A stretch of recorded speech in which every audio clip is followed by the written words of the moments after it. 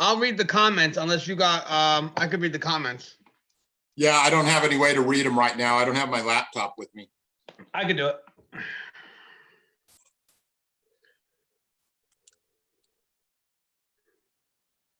All right, so we are live now, which is good. I could see you. You could see me. Now let me just, okay, hold on. Now let me just make sure I can see the comments. Okay, good. So, all right, testing, Russ. You can hear me, right? Nah, don't be messing around, man. All right, so we are live. Sooner or later, people start dropping in. We got Moonlight Ocean just came in. What's up, guys? We haven't done a live chat in a while, so we thought we would definitely do a little something today. Just kind of answer your Q&As. Russ is actually in California taking a little bit of break from the East Coast, so he is at, what, 7:04 your time? Yeah, seven, something like that. Yeah, so hopefully you guys can hear us now a little bit better, and we're not as choppy. Just the connection, guys. But I just want to see if, hope you guys can hear us. The room's starting to get in.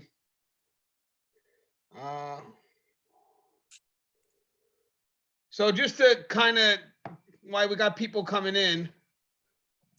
Hold on, one last thing. Okay, good. So we have people coming in. We'll just chat a little bit real quick, just to kind of get people in the room. But real quick, Rush, just give me an update of what I've been doing. And obviously, the same thing you're doing is with the Academy Hour. One of my classes are available, the 52-week one. So you can download that. I believe it's $120 for the download, but that gets you one video once a week for 52 weeks. It's what we call Corrections 101 and Beyond. It's available at Academy Hour. I think it's good for anybody in the field, but definitely specific to those that are new. I think there's a lot that they can get from it.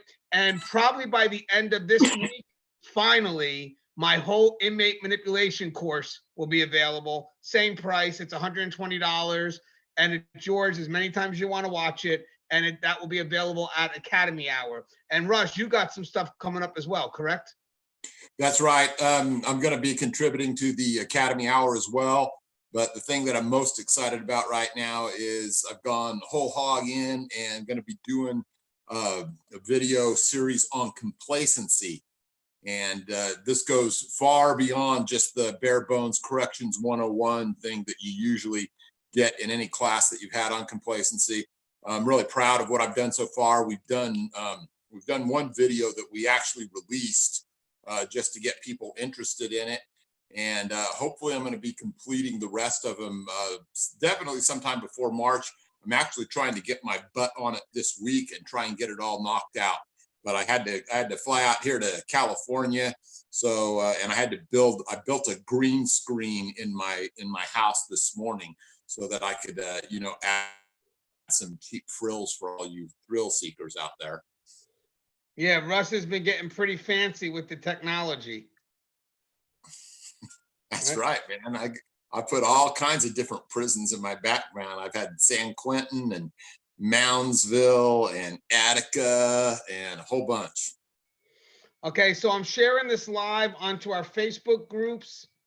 I got one more left to do, and then we'll start answering your questions because we already have one already being asked. So there it is. Okay, so the first question that we actually have asked, hold on, I'd like to say who it's coming from. All right, so the first question is actually coming from Crescent Kavanaugh, and it goes, what do you think about Rookie's first year guy getting busted with meth? Okay, first off, I loved Rookie First Year. I love that show. I still talk to Gabe Salazar, who's on the show. Me and Aaron Bell are tight. You know that. We're trying to work on something right now. That broke my heart. Manjan Cohen.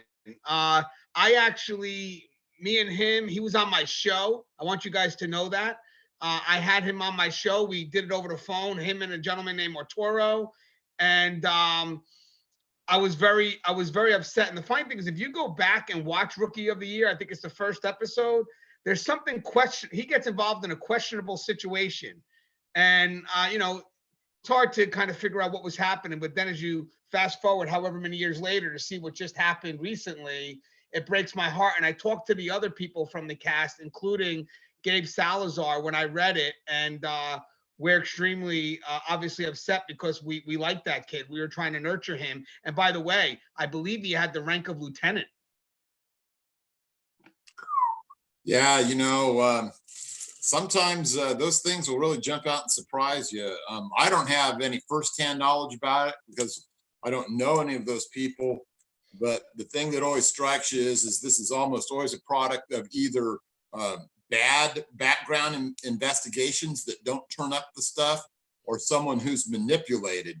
And so, driving right back around to that manipulation thing, if you want to really secure yourself and learn what manipulation is so it doesn't happen to you, Anthony Gangi's course, as well as everything else that we've done on that, as a matter of fact.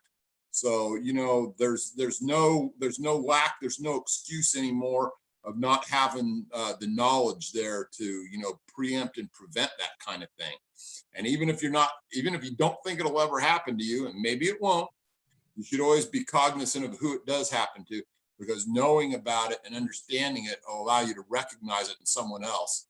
And maybe you'll save some innocent staff member's life. Yeah, guys, I see Crescent said if he's interested in what we do, the courses, go to Academy Hour. You could Google Academy Hour, Amy Morgan, check out the course catalogs, and you'll see the Corrections 101 and Beyond for myself. That's available. And Inmate Manipulation will probably be available by the end of the week. And then we're going to hold off on courses from my end. Russ will put his complacency course up. Plus, he's got a 52-week course as well. And then we're just going to kind of breathe and see how that goes. The courses are going to be a little bit, they're different. They're structured differently than what you see on the YouTube channel. We're a lot more specific, and we're able to take our time with it, including kind of using dry erase boards. Now, Devin asked a good question, still in relationship to Mangan Cohen. And he says, do you think he was actually bringing it in to help him stay awake? I immediately thought he brought it in for an inmate. To me, it doesn't matter, because having said that, you're not supposed to bring it in. So I always tell people, this is the crazy thing. Always double check yourself before you go through that metal detector. Do that pat frisk, do whatever it is you got to do, because if you go through it and you get caught, that excuse of, even if it could be true, hey, it was just for me, no one's going to buy it, because that excuse is going to be used 100% of the time from people who get caught. Right, Russ? Right. And you know what, man, I'll tell you what, when you go in there and you swear that oath and it's on your badge, I mean, come on, man, we have to be so much above and beyond what an inmate is. I mean, there's no slacking. You shouldn't be doing anything that even resembles anything sketchy. You want to keep your heart pure, your badge pure, and your title, whatever thing that you've earned, you want to keep that pure so that you can, go through, do your honest day's work, fight crime, suppress evil, and not have other people saying, well, I always thought that dude was sketchy. Come on, man. That's not what we're about. And as I said, I know the guy, it shocks me, but I've also heard that excuse a lot of times. Oh, it was for me to do this. But the point is, I'm sorry, that excuse has been used so many times that to me, it's an automatic fail-safe for somebody. And I just think of it as like, you know what, man, I'm sorry, because the universal precaution is that's what you're saying, but technically you could have been bringing it in for the inmates. So it's hard for me to buy into that. And it does get me upset because I know him. Now, Samuel Martinez asked about the Megan Callahan story. So I got a little update on that. Okay, so all the interviews and everything's been done. We're in place with that, but the court case is in September. So we have to go back to North Carolina. We should be able to have access to the court system, and we're going to be filming the trial. We think that by us filming the trial and adding that, Netflix will be more than open to take the whole package. But the first part is completely done. The interviews, we interviewed the families, the friends, co-workers. It's very, very powerful. I mean, there were times where we had to leave the room because that's how emotional it became. But in September, we go back out again. We go hopefully because they said they're going to be allowing us to film the courts process. We're going to be able to film that. And then that should be where we start to wrap things up. And we're hoping because most of the stuff that we've done already is already edited. But we're hoping by end of 2020, beginning of 2021, we could start the process. Plus, me and Russ may be working on something else if it goes well for Netflix, possibly a pilot. We do have sponsors that are willing to film an idea that me and Russ have, and we'll know more about that. But I still want to wrap up the Megan Callahan project, so it's kind of on hold until the court date. But everything else is ready. But we need that visit to the courts. I hope that answers your question, Sam. Okay, so Moonlight Ocean. I'm going to forward this one to Russ first. Moonlight Ocean says, let's talk detainees for a minute. Any experience with this? I work with high, medium, and low level detainees. It's a whole different set of rules. Well, yeah, there's, my experience with detainees comes primarily from when I worked in juvenile, right? In prison, you don't have to worry nearly as much about, certain rights that they have.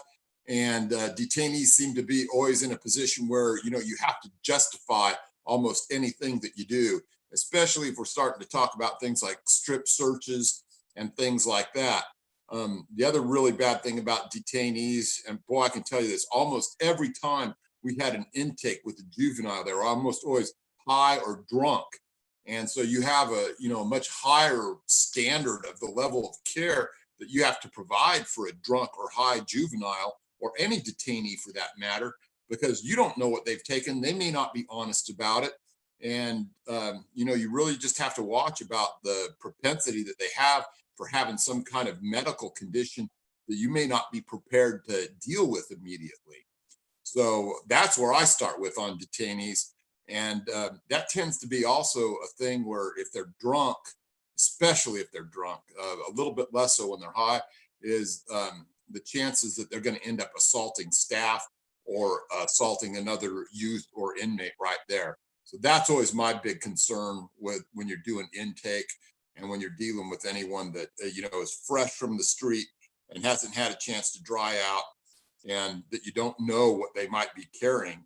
A good friend of mine, I was just talking to him about this the other day, and he had several instances where they had detainees come in and they hadn't been searched well, and they had guns hidden in their butt cracks and all kinds of things.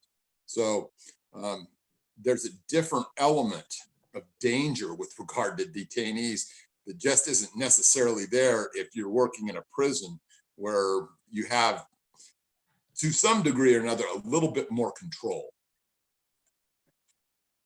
Yeah, I agree. I'm limited with my experience with detainees. All I know is that when I used to help out with the county facility, the stuff that they couldn't do, like you can't strip them, because obviously I haven't been convicted of anything. So you wind up, it's sad to say, but you wind up putting them in these cells with other high level inmates. And that could just be a way for them to transfer contraband, because you're limited to what you could do with the detainees. And then all of a sudden the detainees have to be put somewhere. So in smaller facilities, they wind up putting them in the same cells as people who actually have time to do, or maybe in the process of being convicted of something.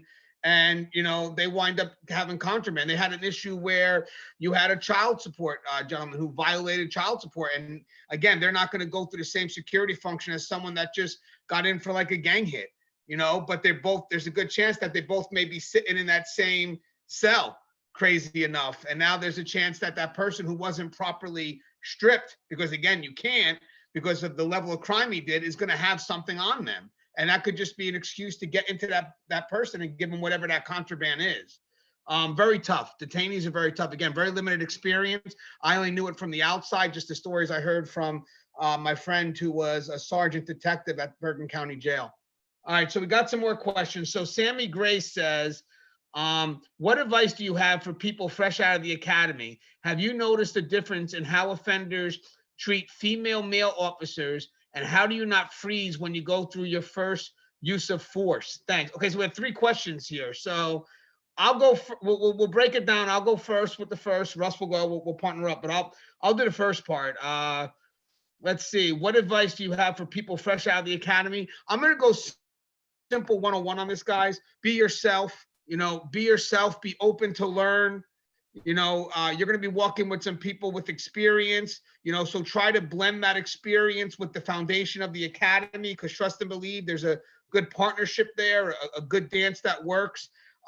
Start at that high level. Don't be afraid to say no, and make sure that when you justify those directives, you have a strong justification. You have to believe in what you are doing. That no has to come off assertive if you have to say no. And inmates are testing you at every moment. So at the very beginning, don't be afraid to write up even little things. And supervisors that have rookies in the area, they should be expecting those write-ups, because they know those inmates are testing the grounds. They know that they're trying to see where your weaknesses are, try to see how you can maneuver. So again, be yourself, start at that high level, be consistent, right from the get-go, be consistent, trust the experienced officers. Don't go to an inmate for advice. Do not go to an inmate for advice. I know sometimes you have officers that say, hey, such and such inmate knows the unit. I don't need the inmate. I need you. You're my partner. I need you. I'm not going to an inmate for advice. And also, one last thing before I give it to Russ, let the inmates see that you're willing to communicate with staff, because they like to isolate. So let them see that when you have an issue, or if they tell you something, that you go to a peer or a supervisor. This way they know that it's harder to play you, because you're willing to communicate with your peers, because that's the key. You don't want them to isolate you. What do you got, Russ? Yeah, just to backstop some of what you said there. The main thing that you really want to do is as you get into the positions that you're going to be filling, and your post orders and things like that, you want to start finding out who the subject matter experts are in your local facility. Those are the people that you really want to hit up, and just ask anyone. Like, if someone had come to my facility and they said, hey, who's the best person out there for finding weapons, they're going to tell you, man, Sergeant Hamilton, right? There's other people there, other guys and gals that are going to have specialties that they're just great at. One of them might know use of force. Another one might know handcuffing. Another one might know searches. Another one might know gangs. Another one might know use of force, all this different stuff. And you want to become an expert in as many things as you can. Right? You want to be able to, you want to be that person that's called on to go and do the things that are going to, keep the facility safe. That's where you want to, really step forward eventually in your career and make it to that point where you are that #1 journeyman correctional officer, right? And then the second part that was asked on that question was talking about freezing up. Okay, I'm going to tell you, when you first get into this career, unless you've been involved in a lot of different emergent situations, you're gonna freeze and hesitate a little bit. But you got to get past that. And part of conditioning yourself to that is to play that what if game, where you know how you're going to handle something a little bit. I mean, not to the T, but to a certain degree ahead of time. You start thinking to yourself, what if this inmate does this? What if that other inmate does that? How am I going to handle it? What am I going to do first? Am I going to make my radio transmission? The best advice that I can give you on that, in order to keep yourself in that loop, if everyone here look at that up on the internet, OODA, OODA loop, all right, which is orient, observe, decide, and act. That's what you have to go through on every emergent situation as it happens. You're going to orient yourself. Hey, this is what's going on. You're going to observe, so you kind of get an idea what to do. You're going to decide, and then you're going to act. Start practicing how that's going to be deployed in what you do every day. Then when it actually happens, the first thing you got to do is get yourself into gear. And it's basically do anything. Key the radio and make a transmission. Take a step forward, take a step backward. All right. Initiate some action that breaks you from getting into that goofy loop where you just start running the same thing over and over again. I've seen officers, they get caught in that goofy loop, and they just start giving the same order: get down, get down, get down, get down, and they never break themselves out of it. I mean, a couple of verbal orders is fine, and then stop. It's time to get busy. So just remember, put yourself into action. Key the mic, make a radio transmission, take a step forward or take a step backward, whichever it is, to get yourself in gear, pop that clutch, and start that emergency response process. Right. And also I put the link into Russ's video on OODA Loop, guys, if you want to save that and watch that later. There's still some more questions I want to answer from Sammy Gracia. But real quick, just for Samuel Martinez, how many years of service do you all have? I have 18. I started as an officer. I'm on the administrative end now. I'm a superintendent. And Russ, how many years did you have before you retired? I had 25 the first time and another 2 the second time and another year and some change and whatever the third time I retired. Yeah. So about 28 So and a half I'm years? just about 30 years. Let's call it 30 years. Wow. All right. So real quick, there's one question in the middle that we missed from Sammy Gracia, but I want to touch on the use of force too. Guys, you know what's funny? I remember my first use of force experience because, and I worked at a female facility for 8 years, but I remember going to the male facility. The use of force, the first one I was involved in, I didn't even have time to think it out. As soon as the code happened, you just kind of go in. The thing is, if you take too much time to think why it's happening, you're going to freeze or you're going to think more logical and try to kind of run. You know, the point is, as soon as it happens, you just got to kind of go into it. And I think that's what happened to me. And then it was like, after it was done, I was like, holy crap. Like, I can't believe what happened. But again, there's a natural instinct. So, there's 3 things. You have, what is it? Fight, flight, or freeze, believe it or not. I was lucky. I'm not the toughest guy in the world. Trust and believe. I'm only 5'5". I'm not claiming to be the toughest guy in the world.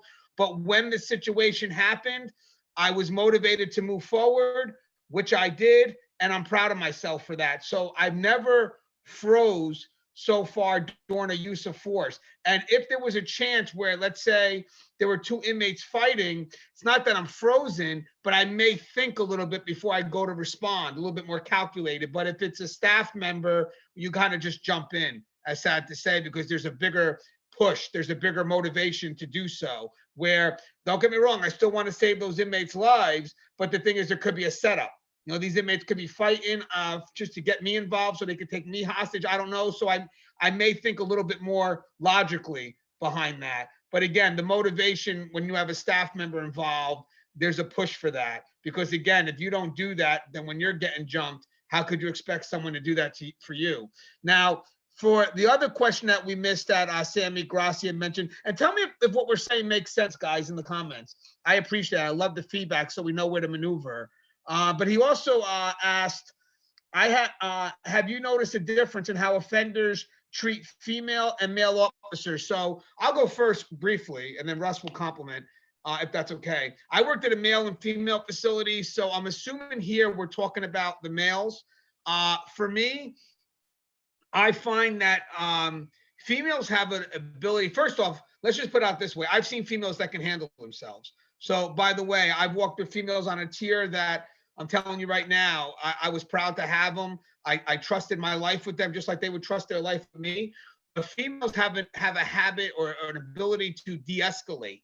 It's a talent that they have. They're able to talk a lot of inmates down. Don't get me wrong, some inmates will still be disrespectful, but I like to think that there's other inmates that are inside these facilities that don't like when a male inmate disrespects a female officer, because there are some inmates that actually do have that respect, whether it's because they have sisters or mothers, but then you do have some pieces of shits that just don't have a respect, maybe those aggressive sex offenders or whatnot that are outright disrespectful.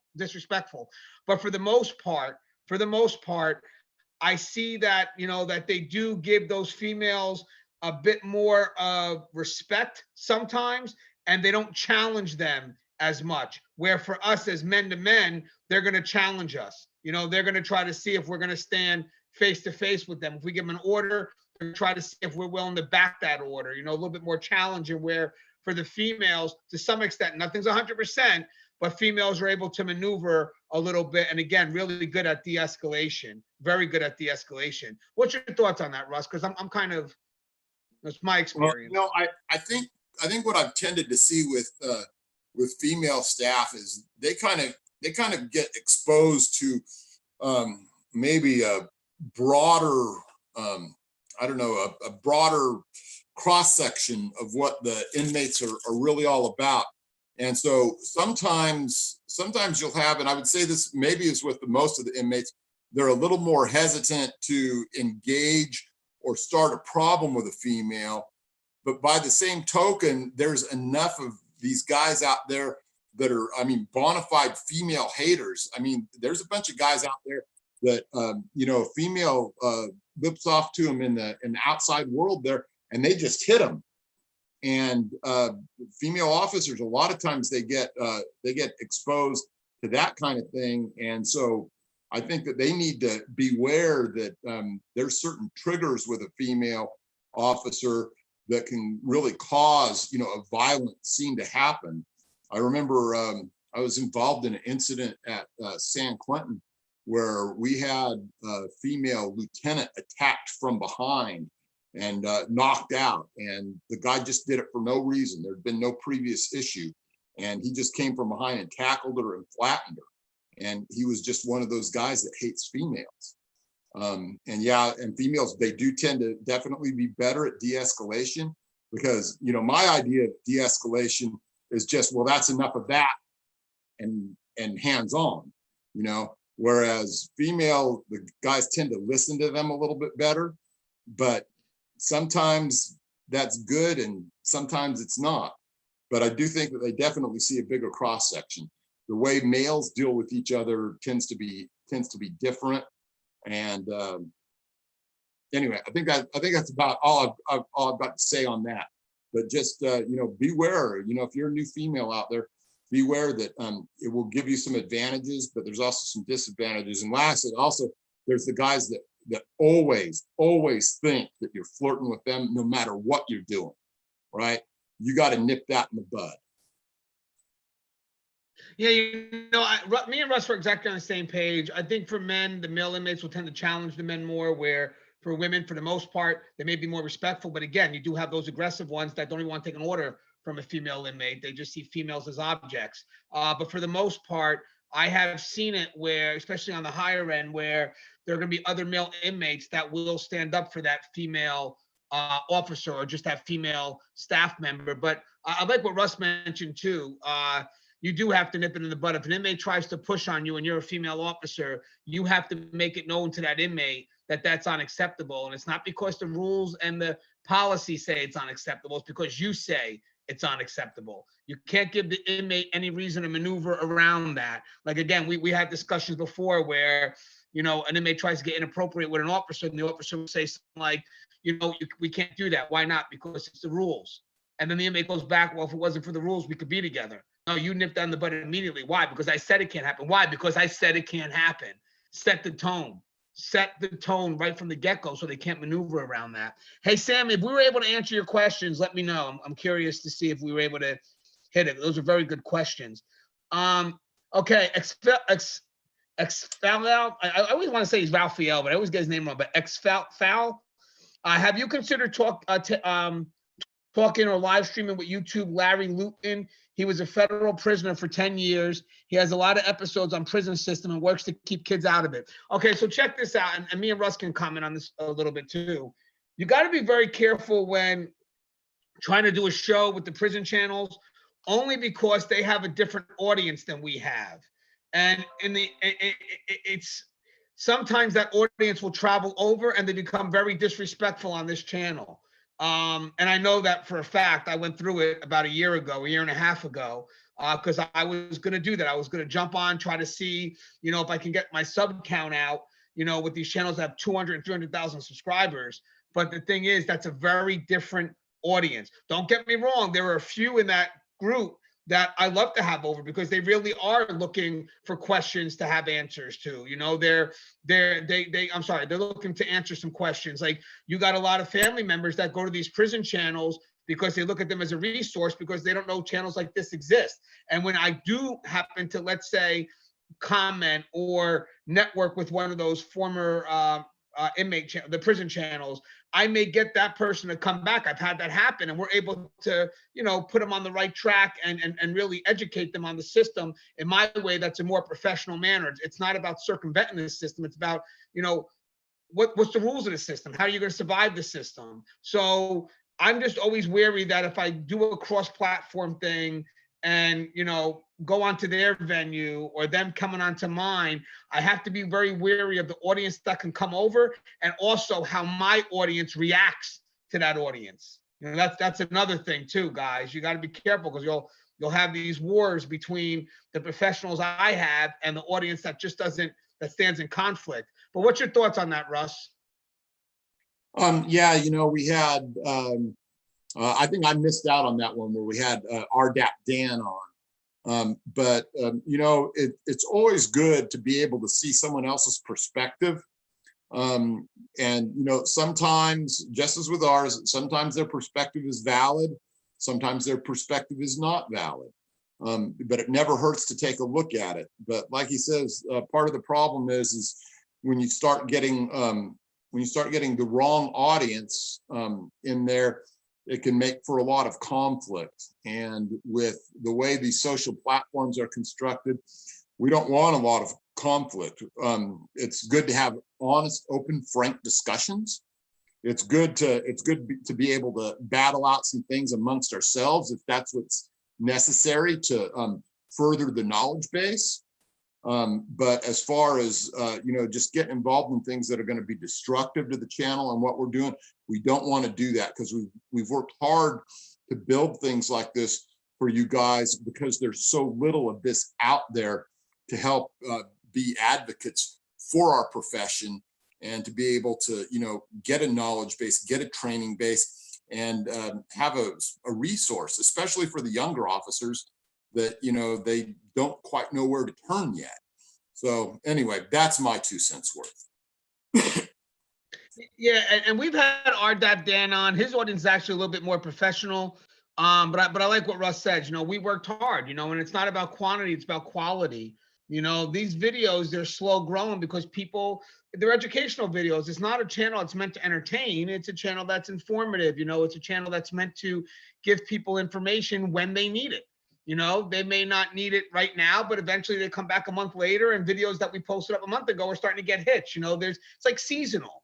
But the thing is that I just want to make sure that, even in my comments, I have to keep those monitored. I have to make sure there's nothing outright disrespectful. I'm in charge of that. And the thing is, if I start inviting the other side over and I'm, and I'm willing to, get that audience and just leave the comments up there, they could shut down my channel. And plus, it's just not beneficial because at the end of the day, the side that's totally professional, they'll start changing and they won't even want to comment anymore. They trust me to know that, first off, the comments that are being allowed are professional comments. That's one thing. But they trust me to keep the conversation professional. And the last thing I want is to have these wars with officers who are really trying, or staff members who just want to comment, have good dialogue.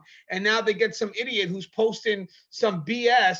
And now they're going back and forth. And then the guy just becomes frustrated, or the female becomes frustrated, and they no longer put comments up anymore. And my channel loses that. Guys, what helps me and Russ grow are the comments. The comments help us grow. And if I don't want to do anything that will prevent someone from wanting to put a comment up, and then guys, and sometimes those people from the other side, they're very juvenile. And instead of trying to have a valid discussion, like Russ said, it simply becomes, insulting. It's not like we're trying to build. Like what we do here is we get constructive, we build, and we kind of take steps in our arguments. Very constructive. What they'll do is when they're losing the argument, you're a piece of shit CO, you're a pig, I hope you and your family die. I went through that already. For 3 days, I had to delete thousands of comments. But again, if someone finds the channel because they're looking for something and they're on it, that's great. But I will tell you one thing, even if I do go on that channel and let's say the person that runs the prison channel is supportive of what I do, it doesn't matter because there's still people from that audience that follow them that aren't. It's just sad. So I'll get the ones that trickle in, and maybe one day if they want to come on my platform, we could figure something out. But right now, in the meantime, until I'm able to build a better base of us as professionals, like guys, I would like to see us break 20,000, at least by the end of this year. But I like to see our numbers go up. But in the meantime, the cross-platform thing, if I was looking for just subscribers and quantity, I would jump on that. But I'm looking for quality, and I'm okay with the 121 I get a week. 121 new subscribers for me of professionals. I'm good with that. But I think that's a great question. Thank you for asking that. Okay, Sarah says, hi, you both. Hey, what do you guys think about the show Beyond Scared Straight? Lovely greetings from Sarah, and have a wonderful day and stay safe out there and take care of yourself and your family. I love Sarah Sutter. We go way back. She always sends gifts to my children. She's a beautiful woman, and she lives very far away, not in this country. But she is a beautiful, beautiful woman. And I'll tell you, I was okay with Beyond Scared Straight. I think it's good for kids that are starting to take that wrong path to be exposed to what it's like, the consequence, the punitive side of things, because I think it's a moment you'll never forget. And believe it or not, guys, it's also a form of rehabilitation to the inmates, because there's a lot of inmates that find that purpose in that, and they don't want to do anything foolish to lose that. So it's rewarding on both accounts. What's your thoughts on that, Russ? Yeah, I'll never forget when I was in high school and I saw what they did at Rahway Prison with the Scared Straight program. And if I hadn't been already pretty much a straight and narrow kind of kid, it would have made a big impression on me seeing that. Years later, although I was not directly involved with it, they had what they called the Squires program at San Quentin. And I'll tell you, I processed a lot of those youngsters through, and going in, they were very mouthy. They were very confrontational. There were a few times where it almost came to some, to some incident type level status things going on. Coming out, they were much more quiet and much more reserved. I never really got to see what went on the inside part of it, but I think that that's one worthwhile thing that you can do. The only part of rehabilitation that I ever saw work well during my career was the part where it involved juveniles. And I'm not saying that it worked very well with them. I think that more were unsalvageable than were salvageable. But we did get to make some saves. I know that we got to make some saves in the unit that I was involved with. So seeing it happen there with things like Scared Straight, I'll tell you what, I wish that I had an opportunity to be more involved with some programs like that at this point. Yeah, I actually worked at Rahway, by the way. I worked there for 3 years. That's where I was a sergeant. That's why I brought that up. Yeah, smart. Okay, so what's the process like for Cert? Do either of you have Cert experience? I'm interested in trying out. Okay, so for me, I don't. I'm obviously aware of Cert from the outside looking in. I know it requires a lot of extensive training. You got to be physically fit. It requires a lot of off hours work. I mean, you guys could be constantly on call, so you have to be willing to give that level of your life as well to the agency. And well, Russ, were you Cert? I was not Cert, but I'll tell you what, I had a lot of good friends that were involved in it. We had mutual aid agreements with a lot of our local law enforcement around here. The Cert guys went out on, I don't know how many different occasions, involved with, everything from fugitive apprehension to barricaded suspects and things like that. We had a very, very, very well-trained group with regards to that. And then, they were always a great resource for us at the prison. And, Cert is one of those things that's, that inside corrections, there's a whole lot of different little sideshows that you can get involved with to keep things fresh and new. Cert is a huge commitment, but there's other things, like honor guard or the transportation team or, what have you that are available that, you can put a little extra in, get a little bit of extra training, a few little extra attaboys if you're looking to move up in the world. So it's something that I highly recommend.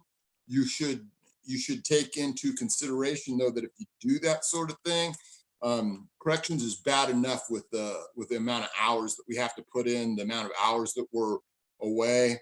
You really need to decide whether that's the kind of balance that you want for your family or not. But like I say, man, some of my best buddies, you know, all involved in CERT. I did an interview that we carried on Tier Talk with Rob Sharkey, and it was called Knuckle Dragger. And anyway, Rob Sharkey, he was not only our CERT team commander for a while, but he also helped really bring to the front all of the disturbance control and alarm response that we handed down over the years to really change the way that we responded to alarms. When I first started, every alarm seemed like it ended in a dog pile, and it wasn't smart. And inmates got hurt, staff got hurt, and Rob Sharkey really, you know, helped us to get away from that, where we started having more and more equipment. We started having 40mm launchers. Every officer was carrying like 2 grenades on them. That's the bottom, you know, in the trenches. Officers had that with them. MK9s, Monadnock expandable batons, where every single officer became a force multiplier, so that actually the CERT teams ended up doing less, because a lot of times we would just handle it before they had a chance to activate those people. And so, you know, I highly recommend it. And, you know, it was always good to know that that team was going to be activated in short order if we had something really bad going on. Fortunately, I never got taken hostage or anything like that, but it was always nice to know that there were some guys with some serious firepower right around the corner if you needed them. And guys, I posted up the Sharkey video, the interview that Russ Hamilton had. But again, you know, I was part of a CISM team where I, you know, come in after, like, let's say an incident where you talk to staff to make sure they're okay.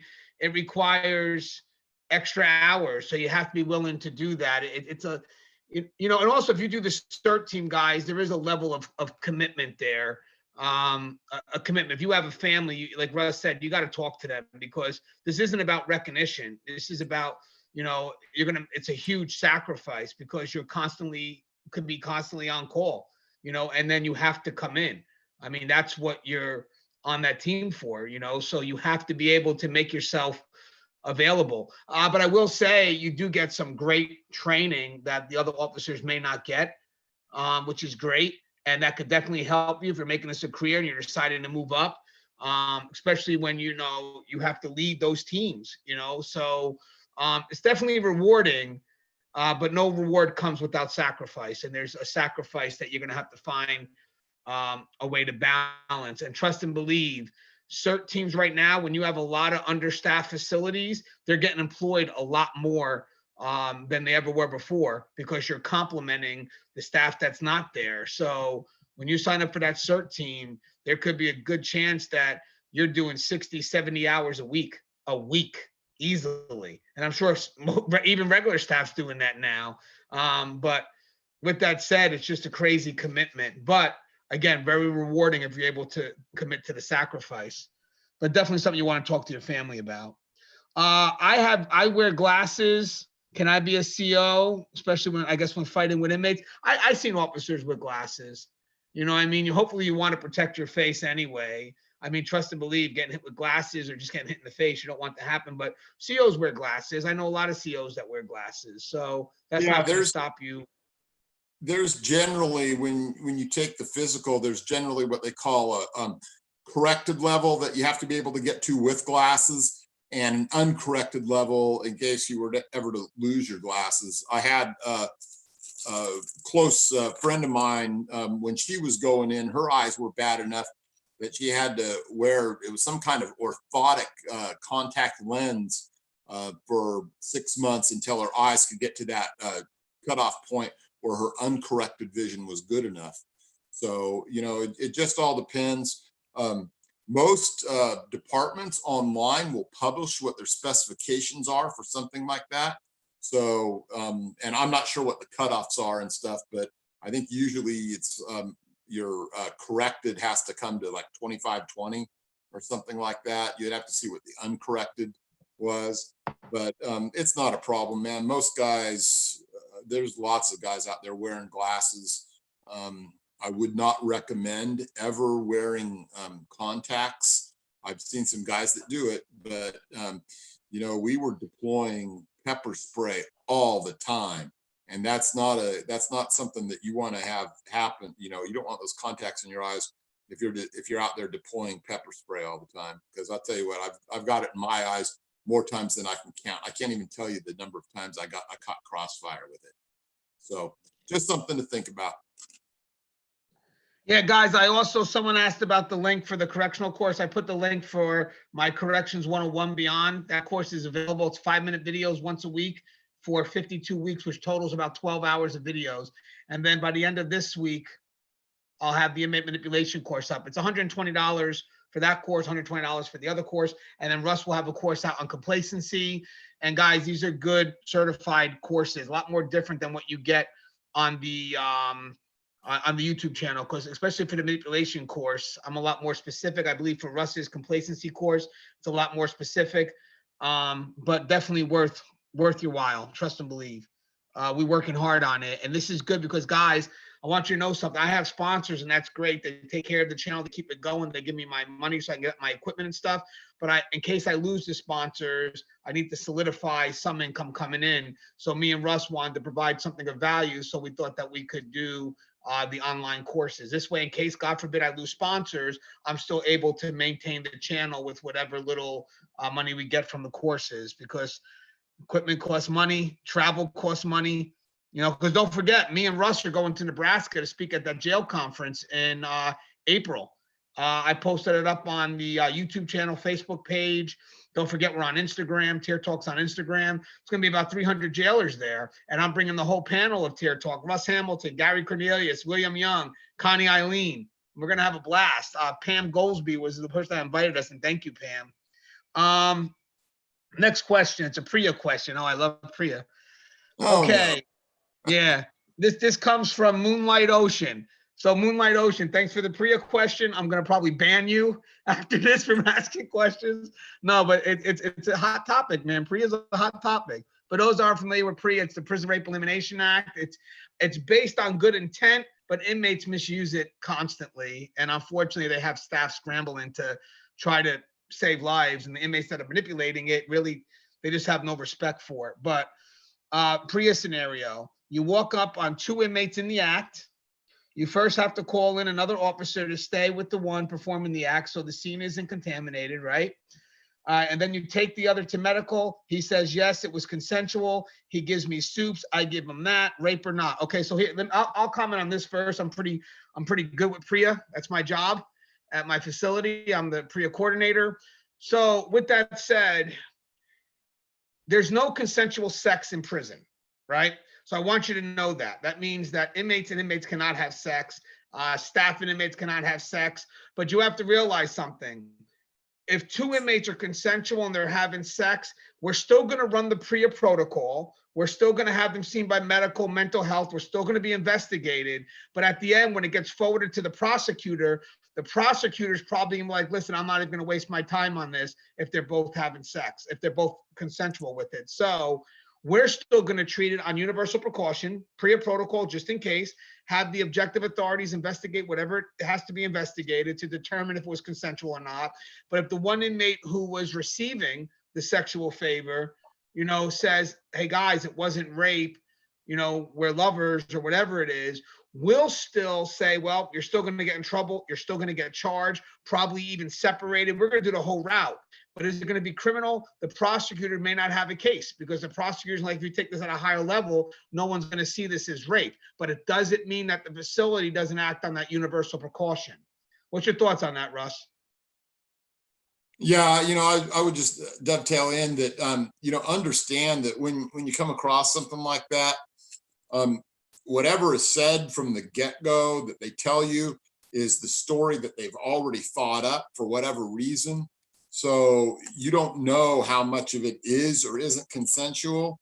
You don't know how much of it is or is not maybe a act of prostitution. You don't know how much of it is or isn't to a degree have to do with someone has acted as a go-between with regards to, you know, being a pimp for that individual. So, you know, don't treat it like it's just sex between two people that were consensual. You don't know what the fallout from that particular situation is going to be a week, 2 weeks, 6 months down the line, because there could be individuals involved with this that were doing other things, pimping people out against their will and that kind of thing.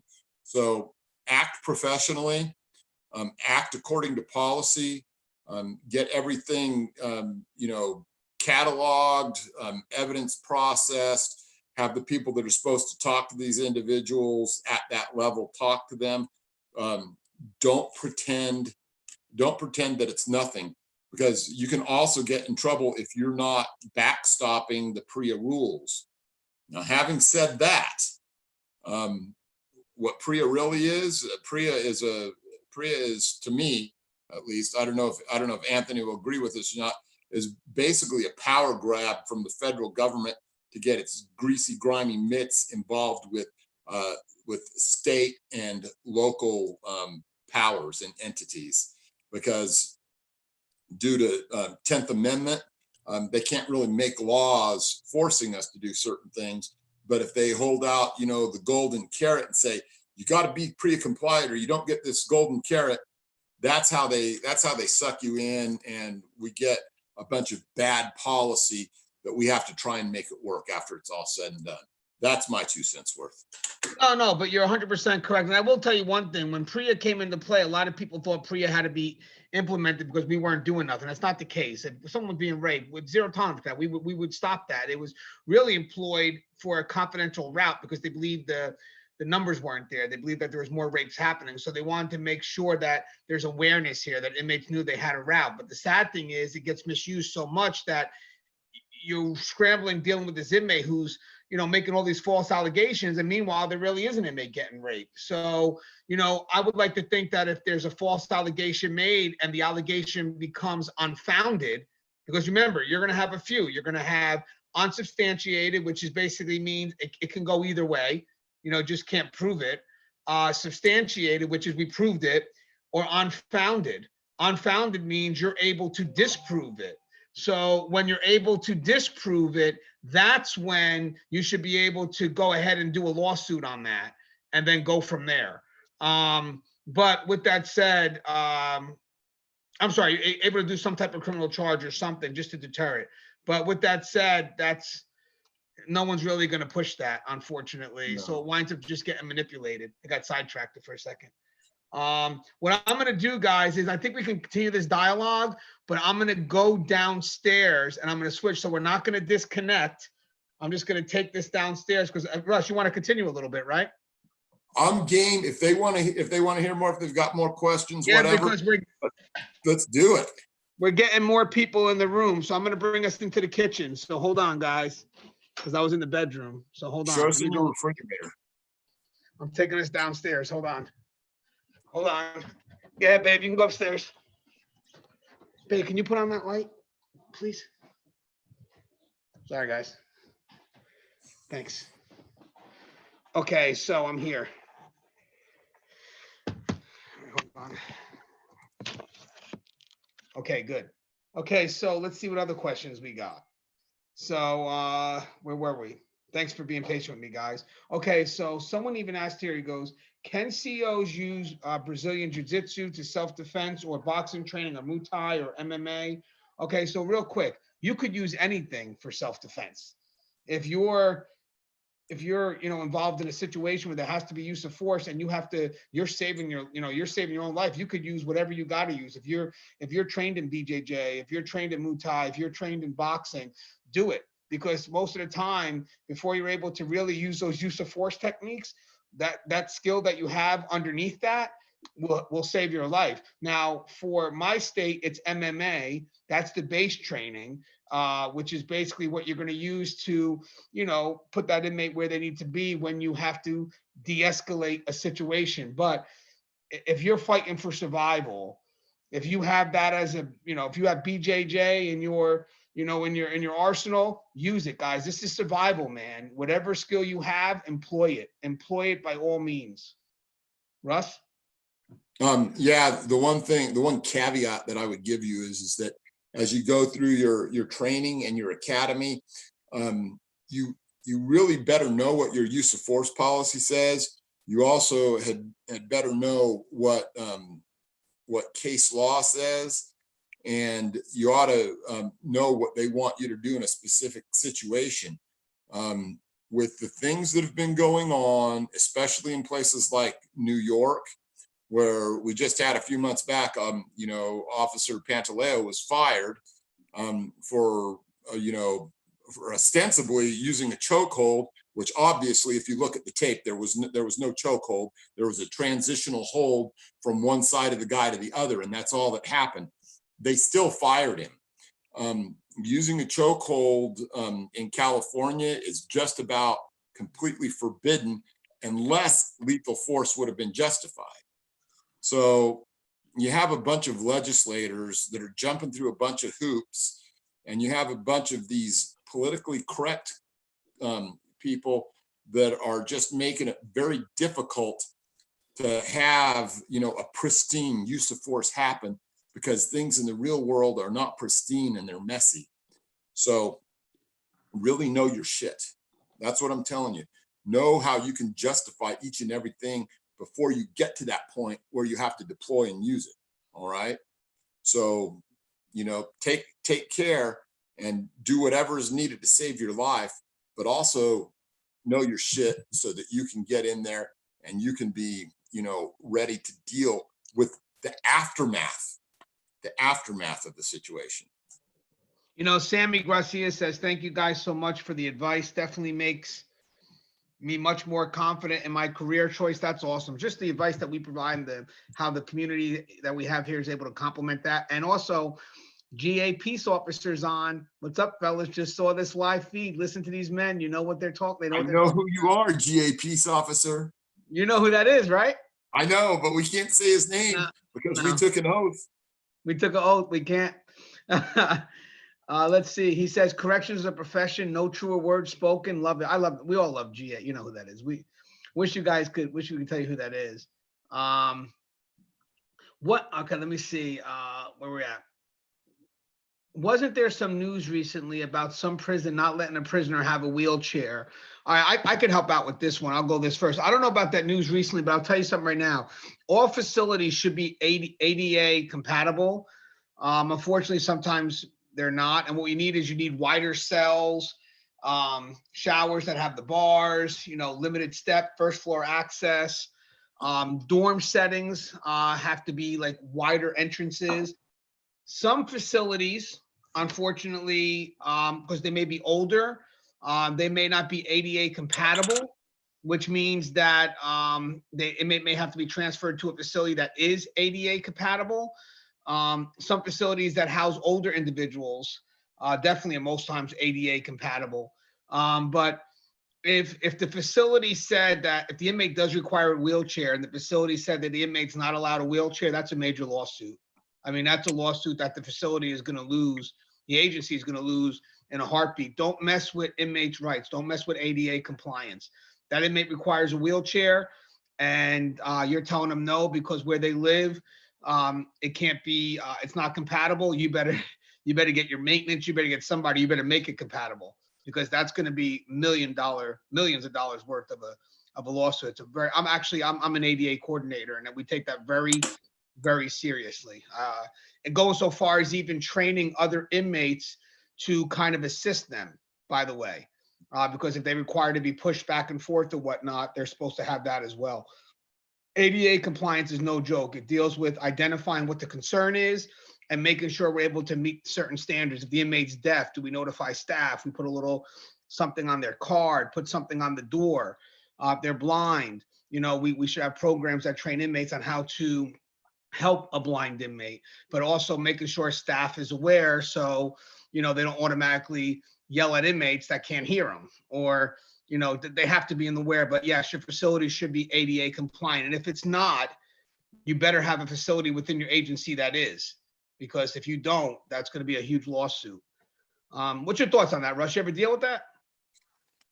Well, I haven't dealt with it in that respect, but I do have, some experience dealing with some of these smaller departments, like county departments, who would have maybe a single jail, and their jail would be built back in the 50s before there was such a thing as the ADA compliancy issue, and so they just didn't build their jail to those specs. In California Department of Corrections, of course, we usually went in and retrofitted what was necessary. But yeah, you have to be. I mean, and in spite of that, we got sued over this kind of thing multiple times. If you're gonna remove some sort of appliance from an inmate, whatever it is, for whatever reason, you had better be forwarding that decision up the chain for someone to either stop you or sign off on it immediately. Do not be making that decision on your own. If it's of such a grave nature that it presents a grave threat to the safety and security of the institution or the immediate health and welfare of that individual, then maybe something does have to be done. But as an officer, as a sergeant, as a lieutenant, maybe a captain should be making that decision, but I'd kick it up the chain even further.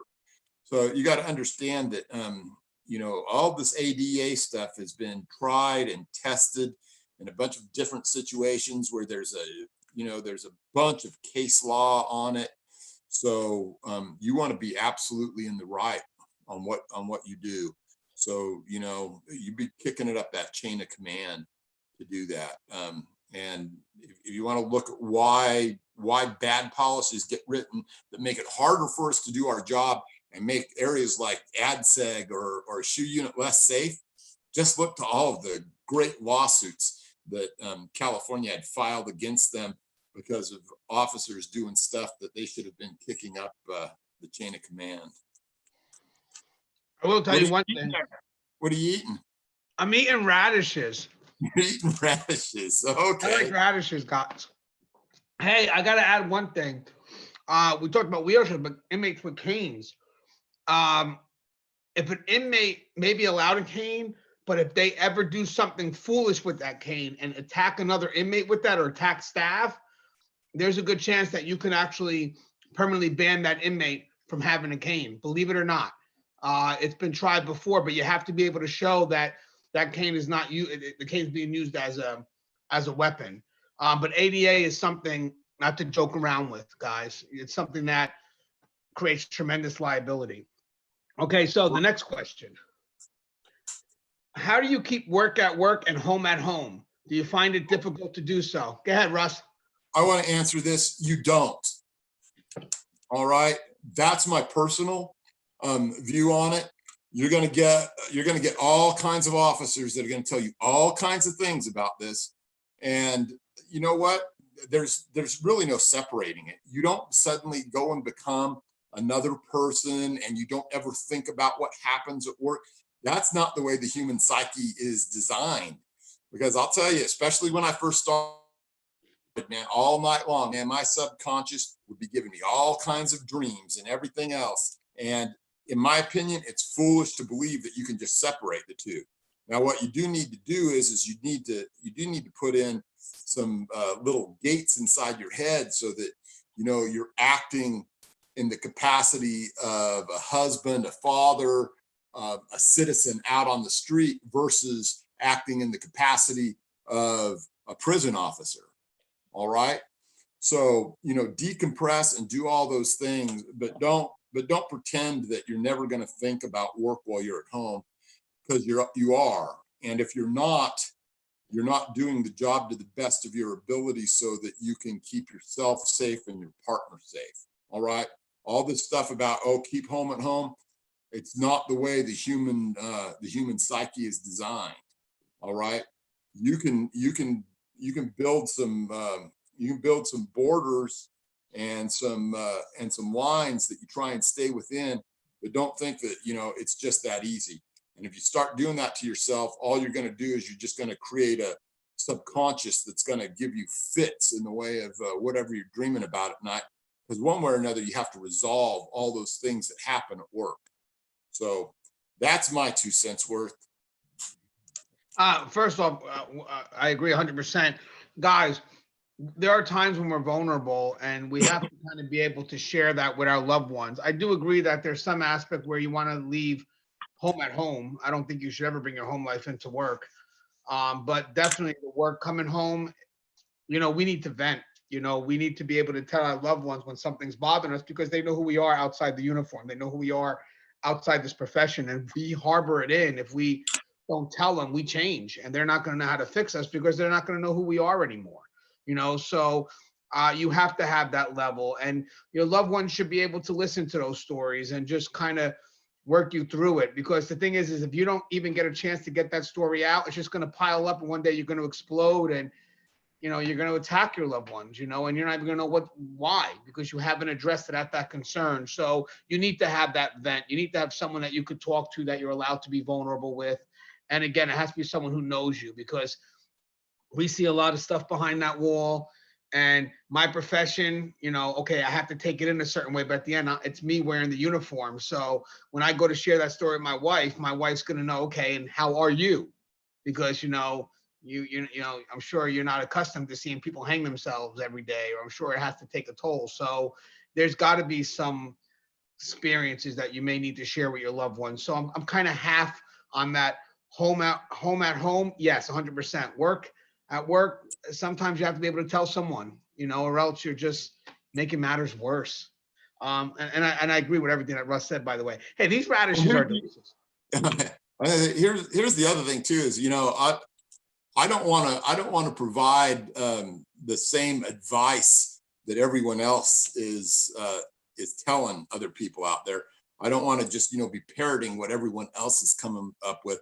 I dig deep all the time, as deep as I can go inside myself, at least, to try and present things that are different, and hopefully things that are going to make you look at things from a different angle than the things that you're used to hearing out there on the block, in the unit, on the street, or wherever it is. And I hope I'm fulfilling that function to a degree. You caught me while I was still chewing, Russ. I did it on purpose, Anthony. You can see me eating. Yeah, because that's what a highly trained professional like myself would do, because sometimes it's all about how much entertainment value I get out of the moment.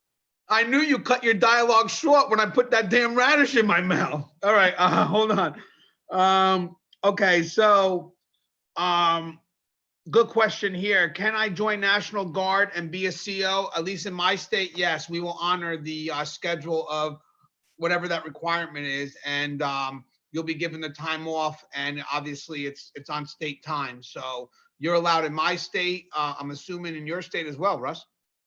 Yeah, I believe that that's the way it is across the board, especially since I don't know what they do exactly. I'm sure it's the same thing for the feds, but every state is going to honor the requirements of its own state, state National Guard to do those things. And so everything usually stays in force with regard to health benefits, eye benefits, all those benefits that you get. I believe our state actually, I'm not sure. I think depending on the part of the program you're in, you continue to draw your pay for a while too. I'm not sure on the exact particulars though. Exefiel asked a very good question. Is a very good question. Well done on this. Have you ever seen inhumane treatment of an inmate by other COs, i.e., let's say the beat up squad? And what advice would you have for other COs if they're in an environment where they see that happening? Can I go first on this one, Russ? Oh, absolutely. Okay, I did a video once, guys, on the blue code of silence, or the gray code of silence, and a lot of people think that that's done because we're looking to protect corruption, and that's not the case. Believe it or not, guys, my background's in human behavior. That's where my degree lies. It's in social psych. So I kind of deal with how the environment affects people and how people react. That's why my inmate manipulation course is a little bit more detailed than most. And same thing here with this code of conduct. It's not to protect the corruption. It's the fact that someone doesn't want to be an outcast. You have to realize, guys, we're a family behind that wall. And when you see officers doing something foolish, it's hard for us to want to report it. It's the right thing. Don't get me wrong. I'm just telling you why it's hard is because we don't want to be an outcast from the family members that we trust, who we know are going to have our back. But with that said, you have to look at it from the other perspective. They shouldn't put you in that situation where there becomes a conflict like that. Now, in my career, I've been blessed not to have been put in a situation like that so far. I've never been surrounded by officers that were unprofessional in their dealings with the population. I myself obviously haven't been. I wouldn't be in the position I'm in now if I was. So I would like to think if it did happen to me, and again, I haven't gone through it, but again, it also depends on the time you're at in your career. If you're new and you're impressionable, there's a good chance that you may not step up and do the right thing because the peer pressure has a lot more weight to it. But if I have like 17, 18 years in and I got people doing foolish stuff, I'm going to do what I have to do. There's going to be no pressure that they can apply because I got 17, 18 years in. You know what I mean? I'm not a fool. I've been around the block a little bit. I'm going to try to stop them at that moment. Don't get me wrong. But the moment they push me off, hey, I try to help you. And how I try to help you is by stopping you from being foolish. Because sometimes you could have a personal negative interaction between an officer and an inmate. And you know what happens? We're human, an inmate could spit at an officer's face and the officer could be like, hey, that, and they can go at it. But as soon as I go to grab that officer, that staff member and calm them down, that's my attempt. Now, if they push me off or they start going after me to get back to that inmate, I made my attempt to protect that officer from themselves. But the right thing to do, and it's not going to be what most people want to hear, is you have to protect your career. And at the end of the day, if people have a care for you in this world, they wouldn't put you in a situation where you have to make a sacrifice, where I have to be concerned about me going home and not being able to have money for my family, my kids, and what I have planned to do. And my ultimate loyalty, don't get me wrong, I love my people behind my wall, that's my loyalty. Don't take it the wrong way. But if they were loyal to me, they wouldn't put me in that situation where my loyalty to my family lessens, if that makes any sense. But again, you got to do the right thing. You have to do the right thing. And I'm pretty sure I would do that. Again, I haven't been put in that situation. And I think that's a great question. You had us thinking. What's your thoughts, Russ? Yeah, let me bring two specific things that I think will put this into context for people. When you're out there doing wrong, and we talk about, the green wall or the code of silence, and those kind of things, what's the first thing that you always hear about when you hear about these inmates when they very first started into a gang? What was the gang originally supposedly about? It was protecting their neighborhood, right? And then somewhere along the lines, according to them, whether it's true or not, it goes from, protecting the neighborhood to protecting the territory that they've carved out for themselves. They're no longer protecting the neighborhood. Now they're terrorizing it and they're victimizing it. And from that point on, they're no longer protecting that neighborhood. They've become the criminal element in it. Well, that's kind of a similar thing that happens, in that type of scenario, where we go from being the protectors to being something else. And what we do is we find a justification for it. And now, don't get me wrong. Sometimes we have provocation with regards to that justification that we find, because oftentimes the legislators don't have our backs. Sometimes our particular administration doesn't have our backs, and we're at the whim and the mercy of the inmates, because we can't enforce the rules, we can't protect ourselves, and there doesn't seem to be sometimes any accountability, let alone punishment, for hurting one of us. And so it's easy to fall into that. And so at some point you have to have some kind of a dividing line. And I think that dividing line should be is rather than you requiring everybody to go ahead and cover up and be silent for you, you need to, shout out loud and clear rather than require someone to lose their job and their livelihood or end up in prison because you decided to take it upon yourself. And I don't know if that's a popular view necessarily, but sometimes that's what we're left with. But the next thing that I want to say though is with respect to legislators and or administrators that leave us at the hands of those inmates that are, attacking us and stabbing us and everything else. You know what? Shame on you guys for putting us in an impossible position. There's only so much the human psyche can take with regards to that and not end up being corrupted. So if you want to talk about corrupt officers, you need to look at yourselves first. All right.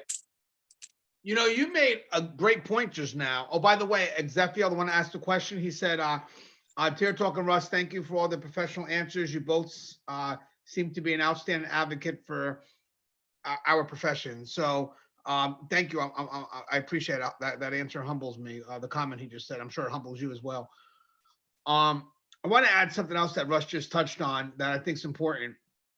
If there's a failure for the management to protect staff and in regards to inmate attacks an officer or something, and there's no punitive consequence to that, staff is going to try to take things into their own hands. That's why it's very important that we do protect staff, because if not, staff is going to say, well, if we're not protected, then we have to protect ourselves, because that's the world we work in. That's the world that it requires it. It's crazy to say that, but it requires it. We have to be able to protect staff so they can be effective. If we don't protect staff, staff will find a way to protect themselves. And then again, who do you have to blame? You have to blame management. You have to blame legislators. You have to blame lawmakers. You have to blame people that are forcing staff to do that. Now, I'm not saying it's right. Don't get me wrong, but you can't just look at staff and say they're 100% wrong. You have to also look at management, and you also have to look at the lawmakers. Absolutely. I just want to add one thing here, just in case it happens. I'm running out of power. Oh, how much you got left? I got like 5%. So where's your charger? I don't have access, man. I drove all the way up the side of the mountain here, and I'll run out and try and get it. Yeah, it's all right. Can you? I'll answer. I'll see. I think I can get to it. Hold on. All right, because we're doing good right now, Russ. Yeah. All right, so I'll touch on the next question, guys. I'm going to go over the duty belt question, but if you guys want to comment and tell me what your favorite duty belt is, but I want to have Russ lean in on that one first. I want to see what Russ decides, because Russ definitely knows his equipment. And the next question is going to be about the correctional officer interview process. By the way, Matt, I actually have a lot of videos on that as well, so feel free to check those out. But basically, for the interview process, I can open on that while we're waiting for Russ. Let me just make sure that's all you're asking. Hold on. Interview questions. Okay, so one thing is be consistent with your answers. Don't lie. Truth brings about consistency, guys. So if you're truthful, your answers are going to be consistent. That's one thing. Be yourself. If you decide to stretch your truth or lie, guys, you're going to be hesitant.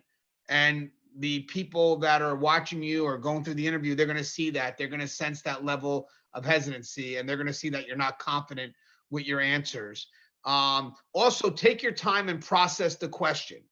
Don't look to answer right away. Take a second to think it through. Take a second to put yourself in the right mindset for each question. Take a breather. Some of these questions, a lot of people try to answer real quick and they wind up stumbling. Give yourself a chance to think it through, and give yourself a chance to, understand what's actually being asked. And also, you're already a step above right now, but the fact that you're watching these videos, the fact that you're listening to what we have to say, it's great, because this gives you more information and you're able to utilize that to formulate a better answer. But my best advice for you right now, be consistent, be yourself, be honest, and believe in your answers. If you don't believe and you're hesitant, they're going to see that as a sign of weakness, and you're not going to come off as being trustworthy. What's your thoughts on that, Russ? Some interview tips. If I was going to tell you one thing on the interview tips is don't be flippant about what your answer is. if you're going to come into an interview and you're going to tell me, this adjective and this other adjective, which are things like, hardworking, dependable. Well, you know what? You better flesh that out. You better put some meat on that bone and tell me how you're a hard worker or how you're dependable compared to everyone else out here that's going to tell me the same words. I don't need to hear words. I need to have, concrete examples of what you've done and how you've done it and how you're going to be an asset to whether it's a unit or whether you're being brand new on the job. If you've never done corrections before, you better find something that translates to corrections that you can wave in my face that shows me that you're going to be an asset. It's not enough for you to just say that you're going to be those things. I mean, you want to talk about your past experiences. I'll also want you to show me that you've taken some time and energy into researching what corrections is about. This isn't just a lark. You decided to apply last week. Well, don't do that. Say, well, yeah, I applied, and then I talked to these guys online, and they told me a little bit about it, and they gave me some pointers, and I asked about the kind of things that happen, and what types of incidents there are, what I'm going to do on a day-to-day basis, and the pros and cons. And that way, I know that you're really taking an interest and that you're going to expend effort to become a good officer. If I just got some guy, yeah, he signed up or whatever, I never bothered to go and look what the job was really about. I didn't even read the job description. I don't know where any of these institutions are that I'm going to because I just can't be bothered. And if I get the job, I get the job. If I don't, I don't. Man, expend some effort. Prove to me that that if you're going to come in there and I'm going to be your sergeant, that you're going to be the kind of person that I want to command. Right. I'm going to tell you something, guys. Right from the get-go, it is something you have to prepare yourself for, an interview, because they're also looking to see if you're able to adapt and adjust the situation. Some of the questions they ask are those scenario-based questions, and like Russ said, that what-if stuff. If you go through this scenario, you may not even be given the right answer. They're looking for action. They don't want you freezing. But again, take a second, try to get an understanding of what they're asking, process it, and then be able to really give them an answer. And also, one last thing, guys, sometimes they're quiet after they ask the question. That doesn't mean that you have to fill in the gap. If you said the answer and you're confident with it, just keep your mouth shut, don't say anything more, and then they'll ask the next question. Because a lot of people think that when there's no noise, they haven't said enough, and they wind up circling, like, not getting anywhere. So as soon as you're done, you're done. Okay, so hey, Russ, let me ask you this question, because this question is more for you. This comes from Justin Vanetta. Looking for a good duty belt. Any good suggestions? I've been looking at the Condor Cobra and the Safe Life Defense. Well, there's a lot of different things out there.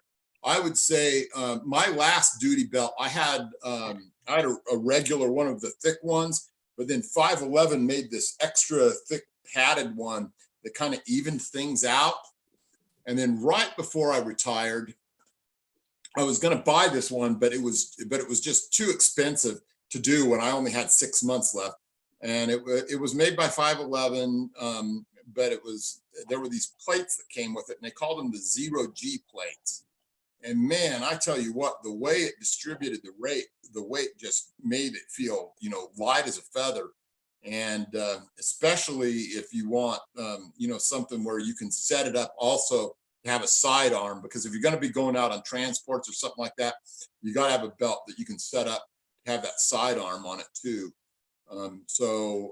That was kind of the one I had, was like that, but without the 0G plates. And it was just, it was wide and it was nice. And I just had everything arranged exactly the way I wanted it so that I could access everything I needed, right at that particular moment in time. So take a look. I forget exactly what it's called, but 511 makes it, and the belt just goes inside it, but it's about that wide.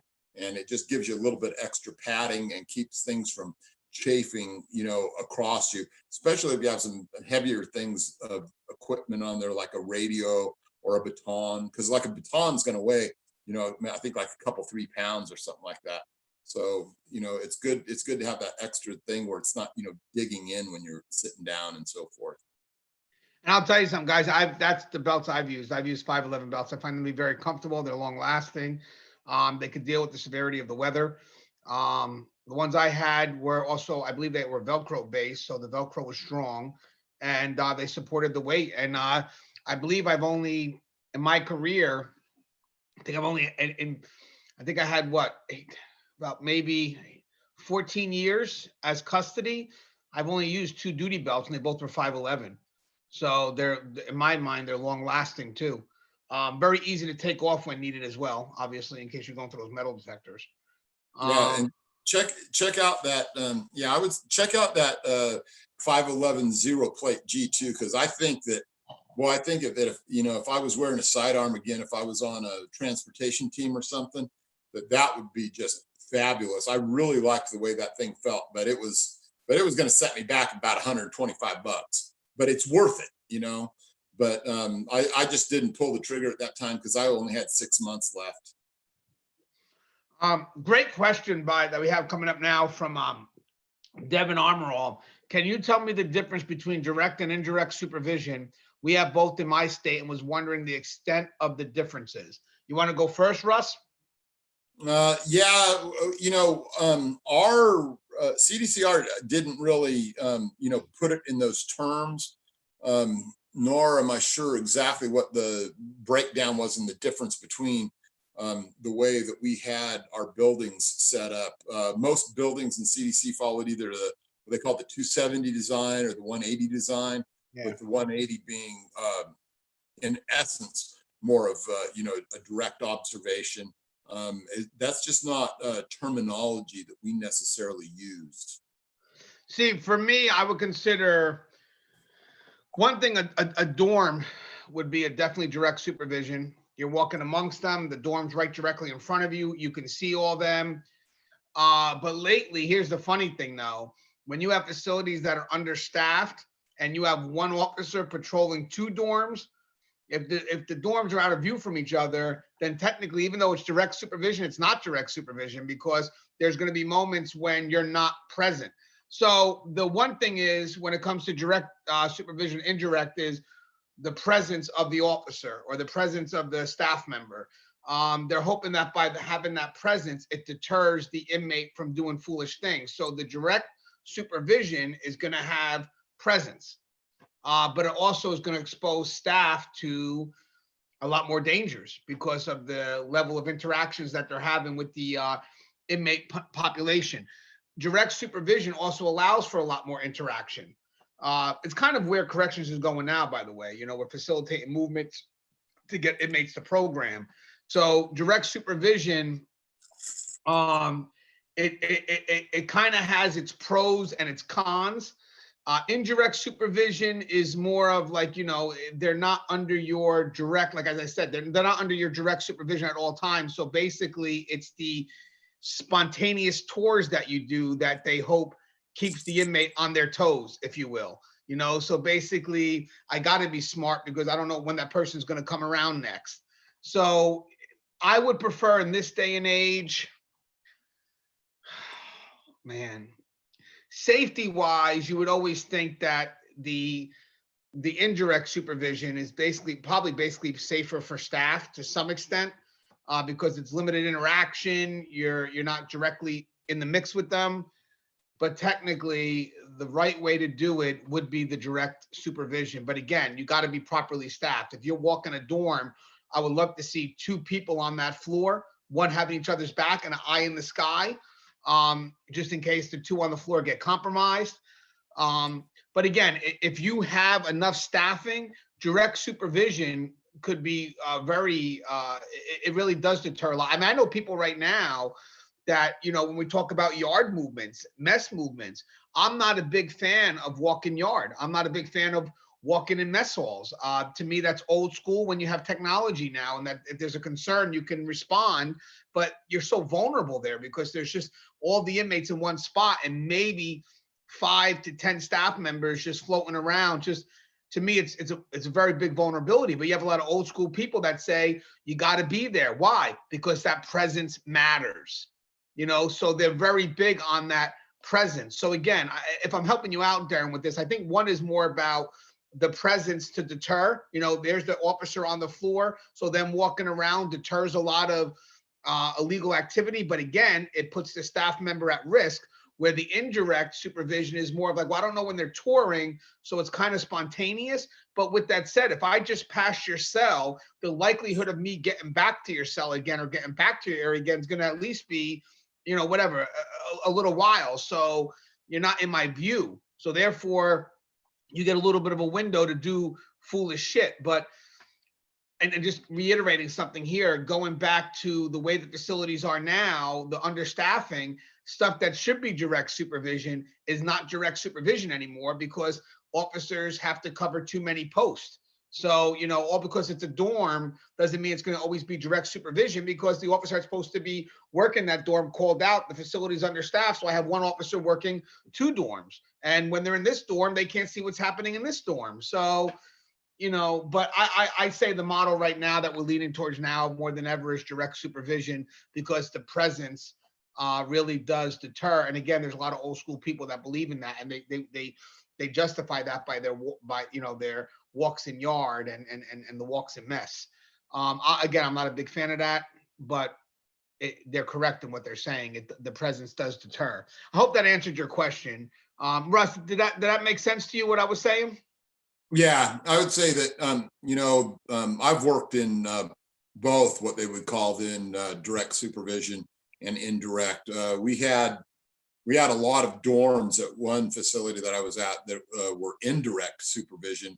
The dorms were closed off. They were 36-man dorms, and an officer would just come by every 30 minutes and check on people in there. But then we also had cells and 270 design features where inmates were under, constant supervision. Yeah, and guys, the constant supervision is, as I said, you could still have direct supervision from afar. I apologize. You can, you could be at a higher level looking down in a secured area, but there's also for dorms right now, you're going to have officers walking in those dorms. Again, puts them at risk, but that direct supervision is kind of immediate, especially now when, we're looking to get these inmates in the programs and stuff. So we're constantly interacting, but direct supervisions allow for more interactions with the inmate population. Definitely something you always have to, you got to be on the balls of your feet with that one. Russ, this one could be for you. Can a CO be special police? I will tell you one thing. In New Jersey, correctional officers are police officers. They're senior correctional police officers. But there are some correctional officers, I don't know, I don't just be in all states, but they could apply for secondary jobs. And if that's the case, maybe they could be a special police officer, but their loyalty first comes to the facility, which means that if I apply for a secondary job and I have to work at the facility comes first. But I don't see why they wouldn't be allowed to, because they'd be going through a different academy for the special police position. So it's not like they're going to take the training from being a CO and use that training to become a special police officer. No, it would just be, I still got to go to the academy. I still got to go through their training. So I guess you would be allowed to do it. I don't see a conflict in that. What's your thoughts, Russ? We have positions, there are positions in California that for a special unit that's called SSU, and they have things like fugitive apprehension teams. And some of those guys are duly sworn as peace officers for California Department of Corrections, and also as federal marshals. So, there's a lot of, high specialty, places within some departments. I know ours does that. And then on top of that, there's also, parole and some units like that. Within the units themselves, each prison, we also have investigative services unit that, does, helps with doing all the investigations and evidence processing and things like that. So there's a lot more, specialty training that goes into that. And then we also have our internal affairs department. Right. And by the way, There's a lot of, as you mentioned before, a lot of lateral moves you can make in this profession. But if you're looking to do something outside this profession, you always have to remember your loyalty is to the agency first. Everything else is secondary. Working in corrections, you know, some states may have part-time, so forgive me on this. But working in corrections is supposed to be considered your main job, and everything else is a secondary employment. But that's what I'm familiar with. There may be some states that allow you to work corrections part-time and kind of like a per diem. I'm hearing about that in Arizona, maybe, and that's going to be different. But most states, corrections is your full-time job. You can't do it part-time. Next question. How can being a, how can be a CO in the tower? I guess, can you be a CO in a tower with the M16 rifle? Well, each state is going to have different equipment that they equip the towers with. I know California leads the way with equipment. What type of equipment did you have in your towers, Russ? You know, it would depend on what the purpose of the tower was. Some of our towers were just perimeter towers. So those ones basically, you would have your sidearm and you would have Ruger Mini 14 223. Some of the other towers that were like, you know, overseeing or over the yards or control booths, they would have the lethal firepower like the Mini 14, but they would also carry a huge range of different projectiles that would be launched out of the 40 millimeter. We had direct impact rounds. We'd have long range chemical rounds. We would have blast dispersion rounds, baton rounds. I mean, you name it. And so, you know, each place would be set up a little bit differently. Some of our towers at one time on one of the units that I worked actually had hand-thrown chemical grenades in it. So, you know, the officer up there could pull the pin on the munition and throw it out there and, you know, start gassing inmates. Hey, Russ, your bandwidth is low. I mean, I hear your volume, but you're coming in choppy, but your volume is good, though. I think your internet went low real quick. It could have. I mean, do you want to? Seems okay right now. You sure? Or what's that?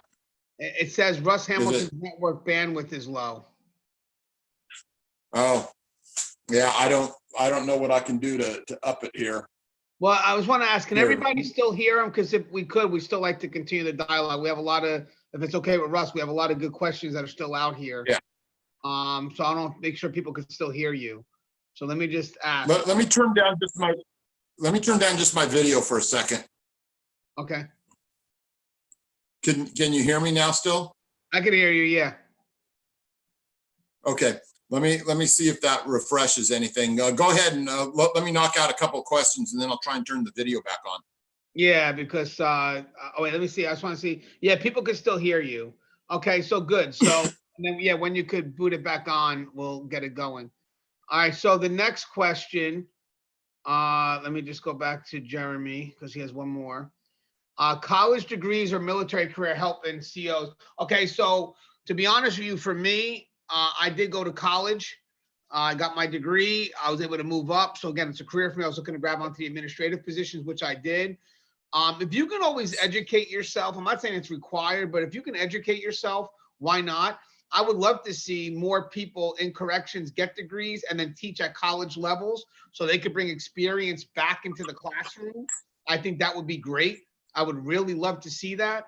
But I would never tell you, you know, that a college degree is not good. A college degree is perfect. And if you have people that, you know, if you're getting it, even while you're in the profession, your peers should support you because, as I said, I'm lucky enough to be able to speak at different colleges. I go to Rutgers, Seton Hall, Monroe and Rutgers. The classes I go to, they're taught by people that worked in corrections. One of them in Rutgers is taught by a retired major who really gives the students the doses of reality, something that they're not able to get from the other professors.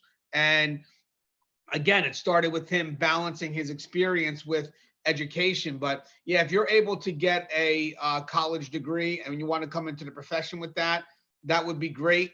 Again, education doesn't supersede experience. So don't think because you have this education that you're a step above those who walk the walk for, you know, 10, 15, 20 years. but you could create a good balance, but always know an experience comes first. But you can mold that experience with education, but experience is key. Experience is key. What's your thoughts on that, Russ? Yeah, anything that you can do to give yourself an advantage is good. The advantage that you get from an education, though, sometimes, depending on the kind of person you are, may only extend to the part where you get the promotion.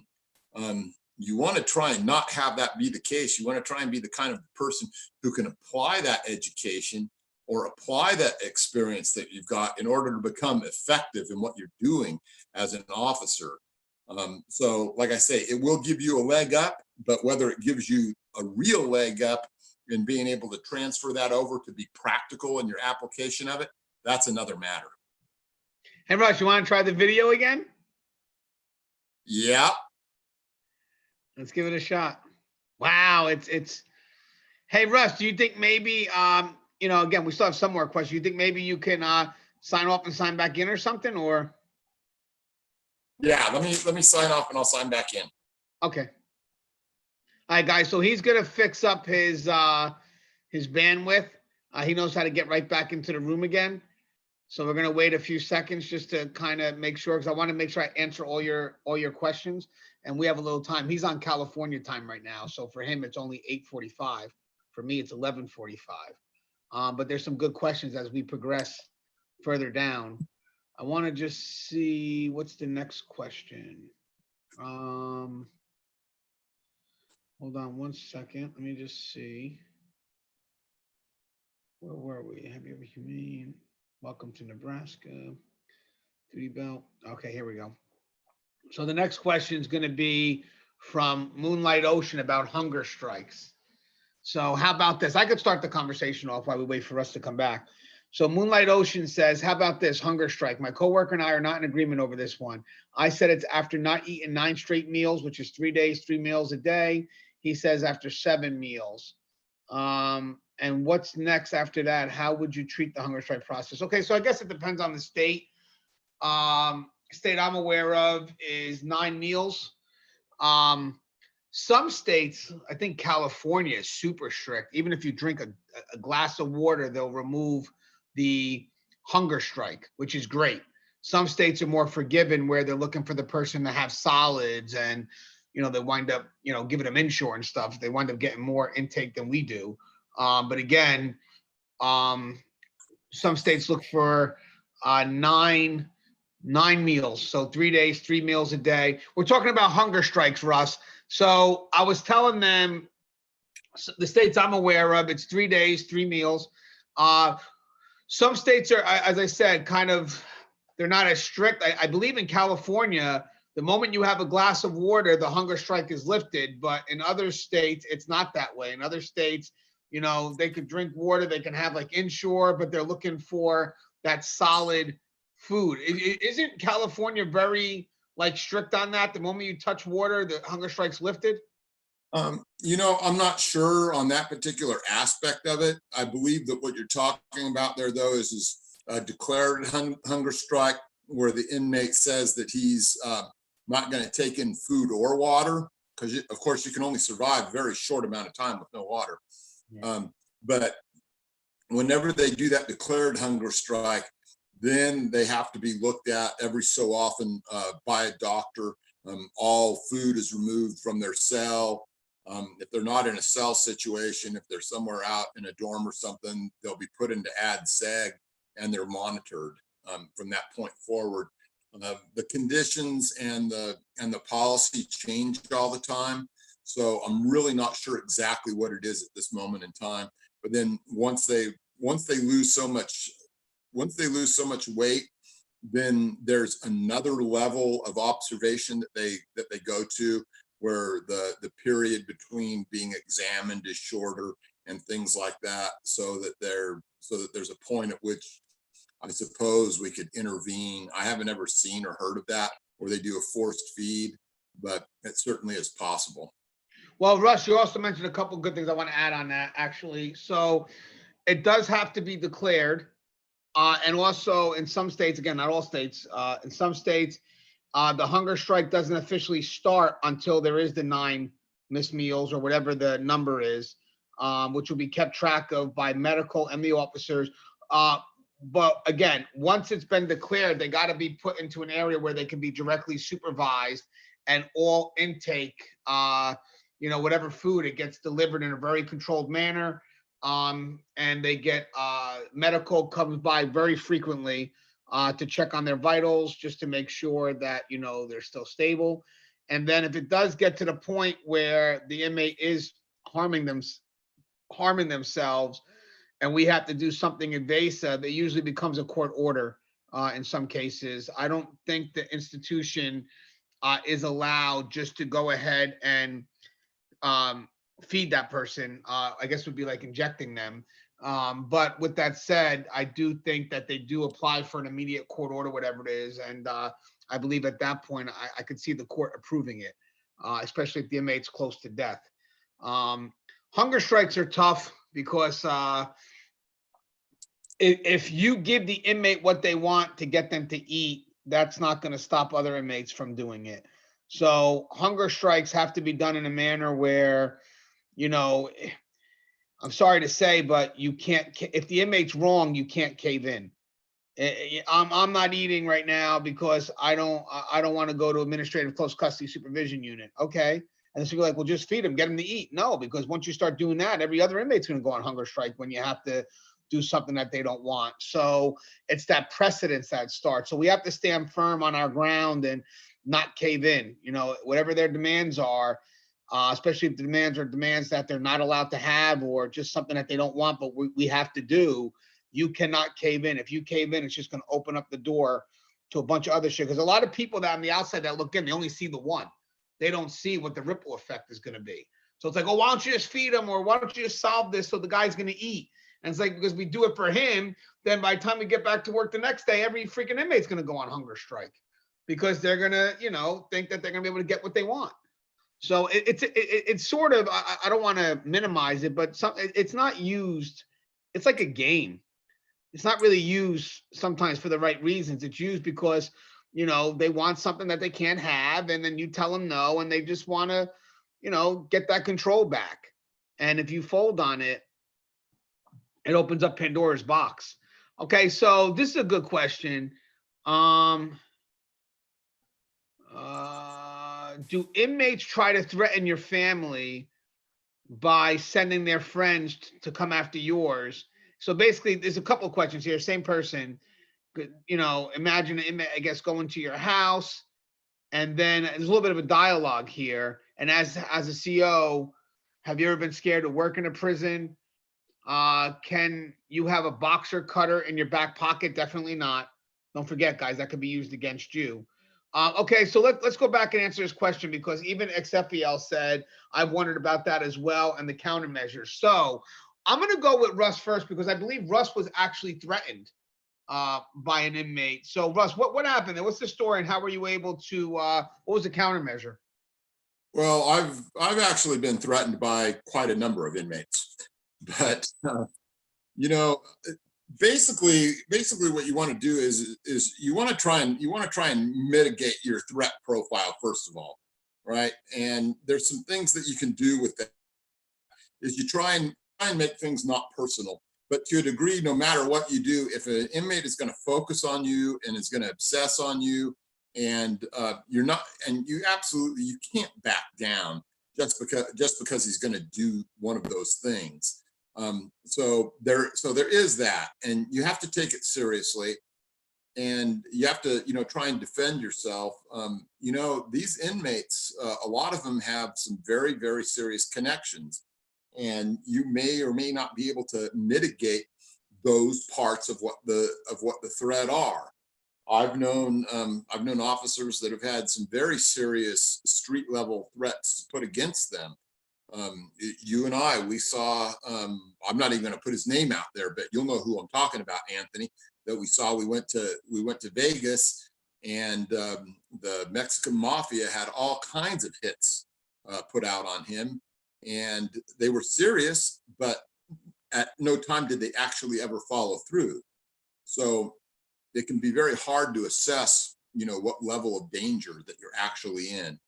Now, with regard to actually, having a threat on you that's at the institutional level, those things can be even more serious because they're much more likely to carry those out.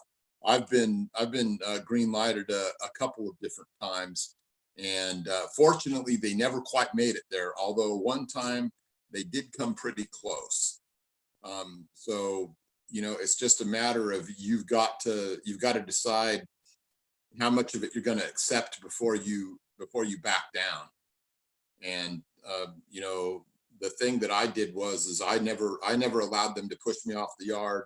I told the guy who called me up that night and told me about it. I said, you know what? I'll make sure that I'm working that yard the next day. But that's me, and that's me from a point of, just deciding that I do not want to let an inmate win the situation. So, as far as how they deal with it when any specific threat comes in, it depends on what the threat's about. And sometimes, I'm going to say this, most of the time, it's about manipulation. It's about being able to take you off of the unit just so that they can get their way. They don't like you for some reason. You're being too effective. In my situation, it was an incident, especially the last one. It was an incident that I was in with a sergeant where we had a use of force, but it was also predicated on the fact that I was interrupting a lot of different contraband that was coming into the prison. So all I can tell you is that most of the time you're not going to face threats like that. Most of the threats that you're going to face are going to be immediate. They're going to be in your face, and they're going to require you to take action right then. And hopefully you have backup. Hopefully you have good equipment. Hopefully you have good training.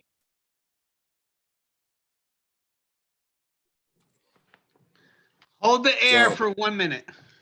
I will hold the air for 1 minute while he gets his charger.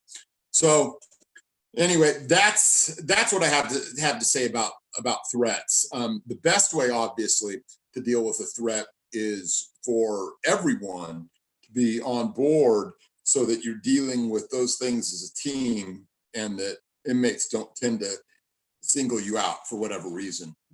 It's nothing to joke about or not take seriously. I had an incident. I don't know to this day exactly what transpired. I was at a movie theater, and it was one of those big 3D Max ones. And anyway, I was just walking through a crowd, and I was hit in the head with a rock. I never saw who did it, but I'm 100% convinced that it was from an inmate that I ran into, and I just didn't know who it was. I couldn't identify anyone. And the good part / bad part is that I was there with family and friends, and so I had them leave and drive away, and I had another friend of mine come and pick me up because I didn't want them to follow me to where I was going and try something else. So it's real, and it's one of those things that as an officer you have to deal with. And so, be prepared to deal with it, but also know that it's not as common as you think it might be. So anyway, that's my 2 cents worth. Get the next question. I'm ready. I got you, but I want to compliment on what you said too, though. When there is a threat, depending on who finds out first, each threat would be investigated. Each threat is taken seriously. A lot of officers that do their job and they're onto something, they get threatened all the time. Some threats could be real, or some threats could be, I need just to get that officer off the unit. Because they know, let's say if it's like Russ said, an institutional threat. I know this officer's onto something, so they'll drop an anonymous note just to get that officer off the unit. And then what's going to happen here is the investigative authorities are going to investigate it. They're going to interview some inmates. They're going to interview the officer to see if they're good to go to work. And most likely the officer, put me back in. The officer is not going to get scared out of it. And the officer is going to go back in. And then reason why those interviews are done is also a liability too. The institution itself has to make an effort to, protect that staff member. For threats that are on the street level, the investigative authority would probably quickly monitor phone calls, monitor mail, TCC the inmates if they know which inmates are directly involved, immediately cut off their communications. They'll do what they can to just see how real the threat is, but in the process, if they know who those inmates are, they are going to cut off that communication with the outside world, just to make sure that that staff member is at least protected. But again, you have to be able to write that threat up, make sure that the objective authority is handling it. And then I would also go as far, this is where it becomes a little, if you really think, you have to treat every threat as being real, 100%. Some people have asked me this, and maybe this is a caveat to this, Russ. Do you tell your family about that threat? It's not an easy question to answer. It's not, because the thing here is that your family's aware of how dangerous the job is. And I'll give you, it kind of runs parallel with this, but let's say that you got assaulted bad, and now you have to go back to work and your family doesn't want you to go back to work. Sometimes your family has to realize, okay, he has to go back to work or she has to go back to work. So I don't want to be an extra burden on them, because now my husband or my wife's not going to be 100% on that unit because they're worried about what's going on at home. So the reason why I would say it's tough to tell your loved one is because if your loved one really doesn't accept what you do and doesn't accept you putting your life at risk, then you're not going to go home and tell them. But if your loved one understands the risk, understands the job that you do, then you may be more open to tell them about that threat, and maybe going so far as saying, do me a favor until we figure out what's going on. Maybe you should go live with whoever you got to live with, if that's the case. But it really does depend on the spouse. But either way, to protect my family, I'm going to tell them. I'm going to tell them. They need to know. But what's your thoughts on that, Russ? Because maybe I'm wrong with that. I don't know. Well, I've always been of the thought that tell your spouse everything that you can within reason along the way, so that as those little drips and drizzles along the way, little bits of truth, little bits of insight, so that they do understand what's going on. Now, no one, unless they're in there working alongside you, is going to understand the kind of weird psychology that goes on with these inmates. But if you can spool them up to that level where they understand it some, and they understand the degree to which your partners are going to be there to save your life, the degree to the actions that you're going to take to mitigate the threat, what your department's going to do to mitigate the threat, then that's something maybe they can live with better than if you've kept them in the dark and fed them bullshit the whole time, to where all of a sudden, hey, honey, you know what? You got to go to a motel for a few days or something like that. That's going to seem a whole lot crazier than if you've been open and honest and given them a little peek into your world along the way. Yeah, and again, it also, just to reiterate, your spouse has to truly understand the levels of, the dangers of the job, and that's what should keep you open with that dialogue. Like Russ said, if you have a spouse that closes you off from that, that's the only reason why you become hesitant. But the end result is you can't in this world. And if your spouse makes you hesitant, you need to sit down with your spouse and say, listen, you know what I do? You have to be able to give me that chance to vent, to be vulnerable. And if not, you keep closing me off, or you want me to sugarcoat, or you literally say, I don't want to hear about this. That's not right.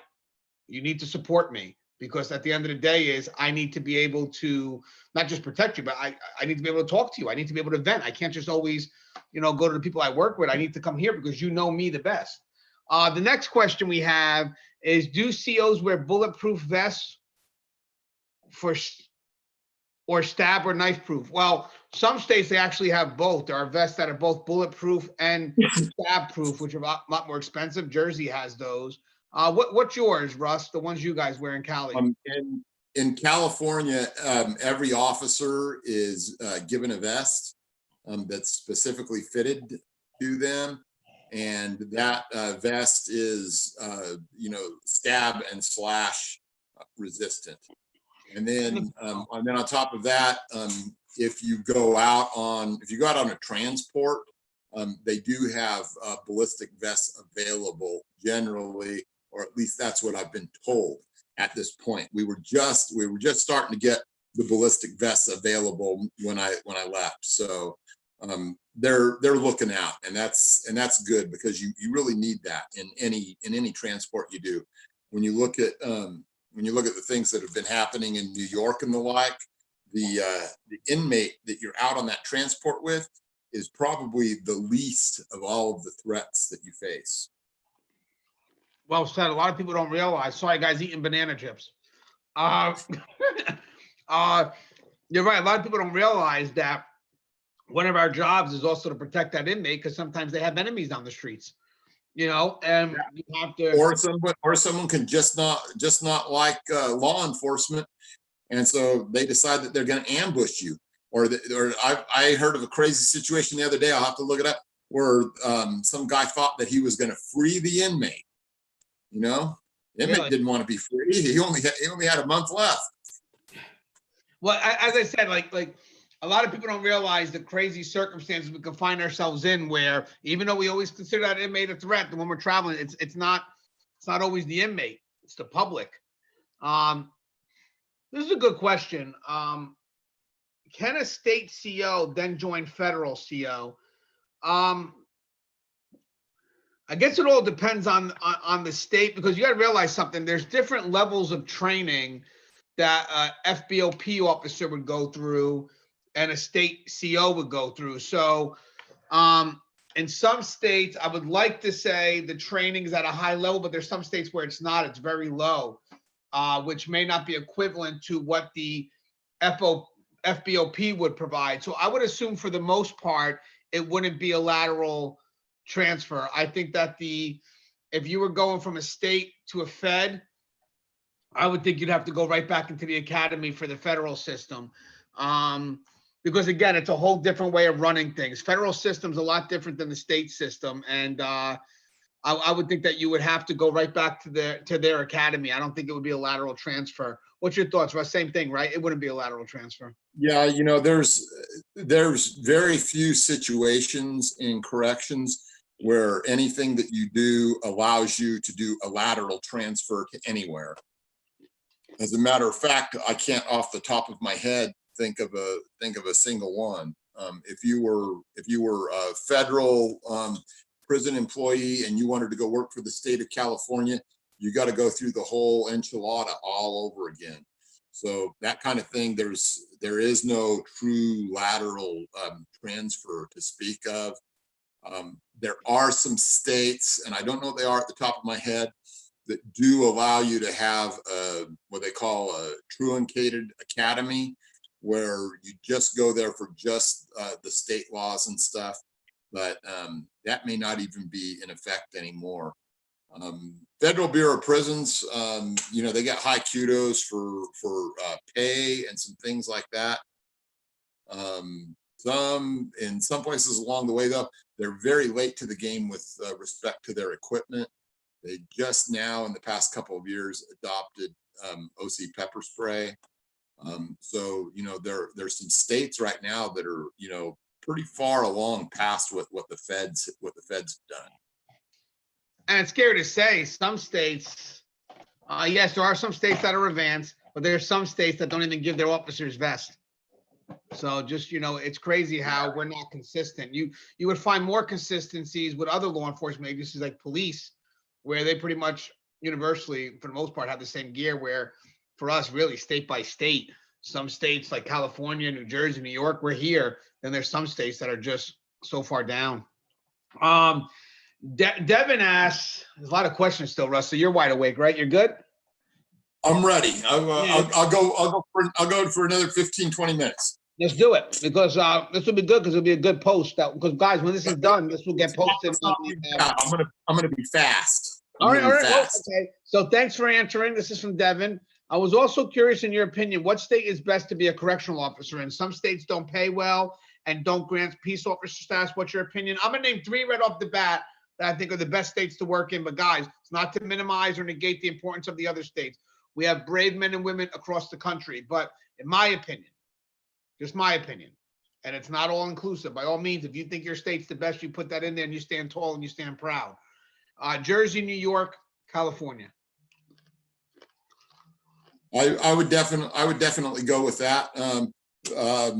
Having not been to New Jersey or New York, the one caveat that I will say about California is not so much what's going on with the department, but the rest of the state there is kind of jacked up right now.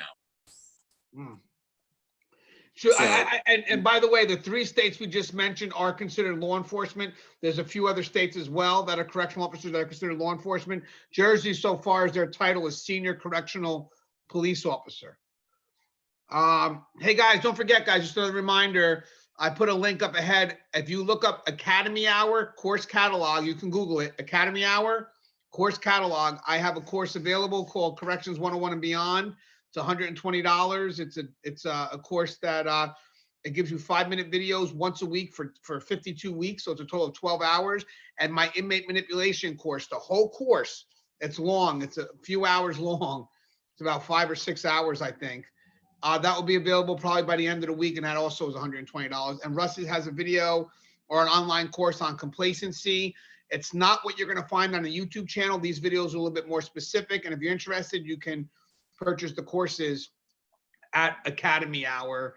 It's ran by Amy Morgan, and again, you go to the course catalog and you'll see our courses. All right. So, and that'll probably be that one. Mine will probably be coming out in March, hopefully sooner than that. Just depends on when I get these done. I'm enjoying California too much. Yeah. Okay. So we have some more questions. Let me just, as I'm eating banana chips, Sarah Sutter says she's eating marshmallow mice. So I kind of told her, can you send me some? I don't know why I'm so hungry right now. It's like almost midnight here. Oh, no, it is after midnight. It's 12:10. Jesus. Okay, so let's see. Sammy Gracias. All right, so this is a big question here. An officer who was finishing the academy, just as I was starting, said that as long as he doesn't see contraband like tattoo guns, homemade cards, etc., he doesn't mind this. He doesn't mind. This doesn't seem right to me. How would you deal with the situation, even though you can't stop the contraband totally? How do you try to prevent it coming in? And what do you do when it's found? Okay, so want me to go first, Russ, or you want to go first? Let me go, man. Contraband is my wheelhouse, man. Take it. I'm going to tell you, every bit of contraband to a degree represents some degree of threat. All right. My personal specialty was finding weapons. All right. I was all over those, and everyone can easily understand why we look for weapons. But when you start talking about all these other things like tattoo guns, I mean, I found 1 million of those in my career. Did I let them go? No. Part of the reason for that is I don't want my fellow officer coming behind me when I've left that piece alone, getting stuck, having to take 6 months of tests, not being able to have relations with his wife, and that kind of thing. We don't let that stuff go. I'm not going to say that you bust every single tiny little bit of contraband, but everything that's major, everything that's serious, you better believe it. You better be on top of that stuff. I had officers literally with 2-3 years of experience tell me that they had never found a shank before. I was flabbergasted because I'll be finding on the average of at least 2 per week, on my bad weeks. You know what? You can't motivate everybody, but what you can do is you can motivate yourself, and you can draw attention to that person not doing their job by doing yours to the best of your ability. Let the supervisors hash it out and figure out what they're going to do with that individual. Maybe put him somewhere where he can be effective maybe teach him to be effective, or maybe just put him where he's going to do the least amount of harm. Anyway, off of my soapbox now. I want to compliment something on that. By the way, Mr. Chameleon 101 said he's going to purchase the courses. That's pretty cool. I appreciate that. And again, guys, we do a lot of stuff for free. Obviously, the reason why we have the courses, me and Russ were talking, it's just because we have sponsors. We're lucky, thank God. But the key here is that we need to have income that stays with the channel just in case I lose the sponsorship. So if I lose the sponsorship, I still got to have some income because, you know, again, equipment, travel, it's not all cheap. But I want to compliment on something that Russ said. When it comes to small contraband, again, Sammy, listen to this real quick. Even if it's something small, it's still contraband, which means that there's a weakness, which means that if that small thing can come in, I'm sure something big can also come in because contraband is contraband. That's why all levels of contraband are equal. You know, if I see something small or something created, I can only assume that that's not the only thing that could be there. So at all times, you need to sweat that little contraband. But again, how you deal with it, I mean, you know, there is some discretion, if you, but you have to confiscate it. You know, if you want to charge it, I would recommend that. Or if you want to pull that inmate aside and see if they can give you some information as to how that contraband got to them or whatnot, you know, you could do that as well. But the end game here is that I don't care how small the contraband is, it's still there. It shouldn't be there. I mean, one time I remember seeing a Whopper wrapper for a Burger King Whopper. You know, we can't bring in food, none of that stuff in. So once you see that onto the compound, that's a big thing because that means something from the, that's it, just in general, something from the outside came in or something was able to be created that shouldn't have been created. So you have to safely assume universal precaution that something else could be created or something else can be brought in. And it starts with that little thing. So I would treat it as if it's serious because it has the potential to be serious, if you will. And then the last part of that question was, how do you try to prevent it from coming in? One thing right off the bat, hold on, I'm gonna charge my, hold on, wait a second. Gotta put this in. My charger is not charging because the plug's not plugged in. One thing right now is definitely you gotta have your entry points, definitely metal detectors, whatnot. That's common sense. Make sure the staff is getting pat frisked, your vendors are getting pat frisked, your visitors are getting pat frisked, anybody that comes to that facility is getting pat frisked. Inmate visitors, same type of procedure, and they have to be direct supervised. You know, you got to make sure you have enough staff in there watching the interactions between the inmates and their visitors. And also they have very limited physical interaction, especially with open mouth kissing. A lot of contraband gets passed that way. Make sure, make sure you're doing your strips. You know, make sure that, you know, when these inmates go from high level areas to low level areas, you know, or some cases, sometimes inmates can find themselves from low level areas to high level areas. You're stripping them every time there's that change of levels of custody, because again, low level areas have least amount of restrictions. If they go to a higher level, you know, you got to make sure they're being stripped, both when they come in, both when they go out. Outside details, you know, make sure you have officers that are on point, that are, you know, really checking those inmates right before they leave, yes, and right before they come back in, you know, and you're stripping them down. Anytime there's a chance for something from the outside to come in, you have to increase all security measures to make sure that you're doing the proper searches. So again, details, visitors, people that work there, volunteers. I mean, anything where the outside can connect to the inside, you increase it. And people shouldn't get offended by it either.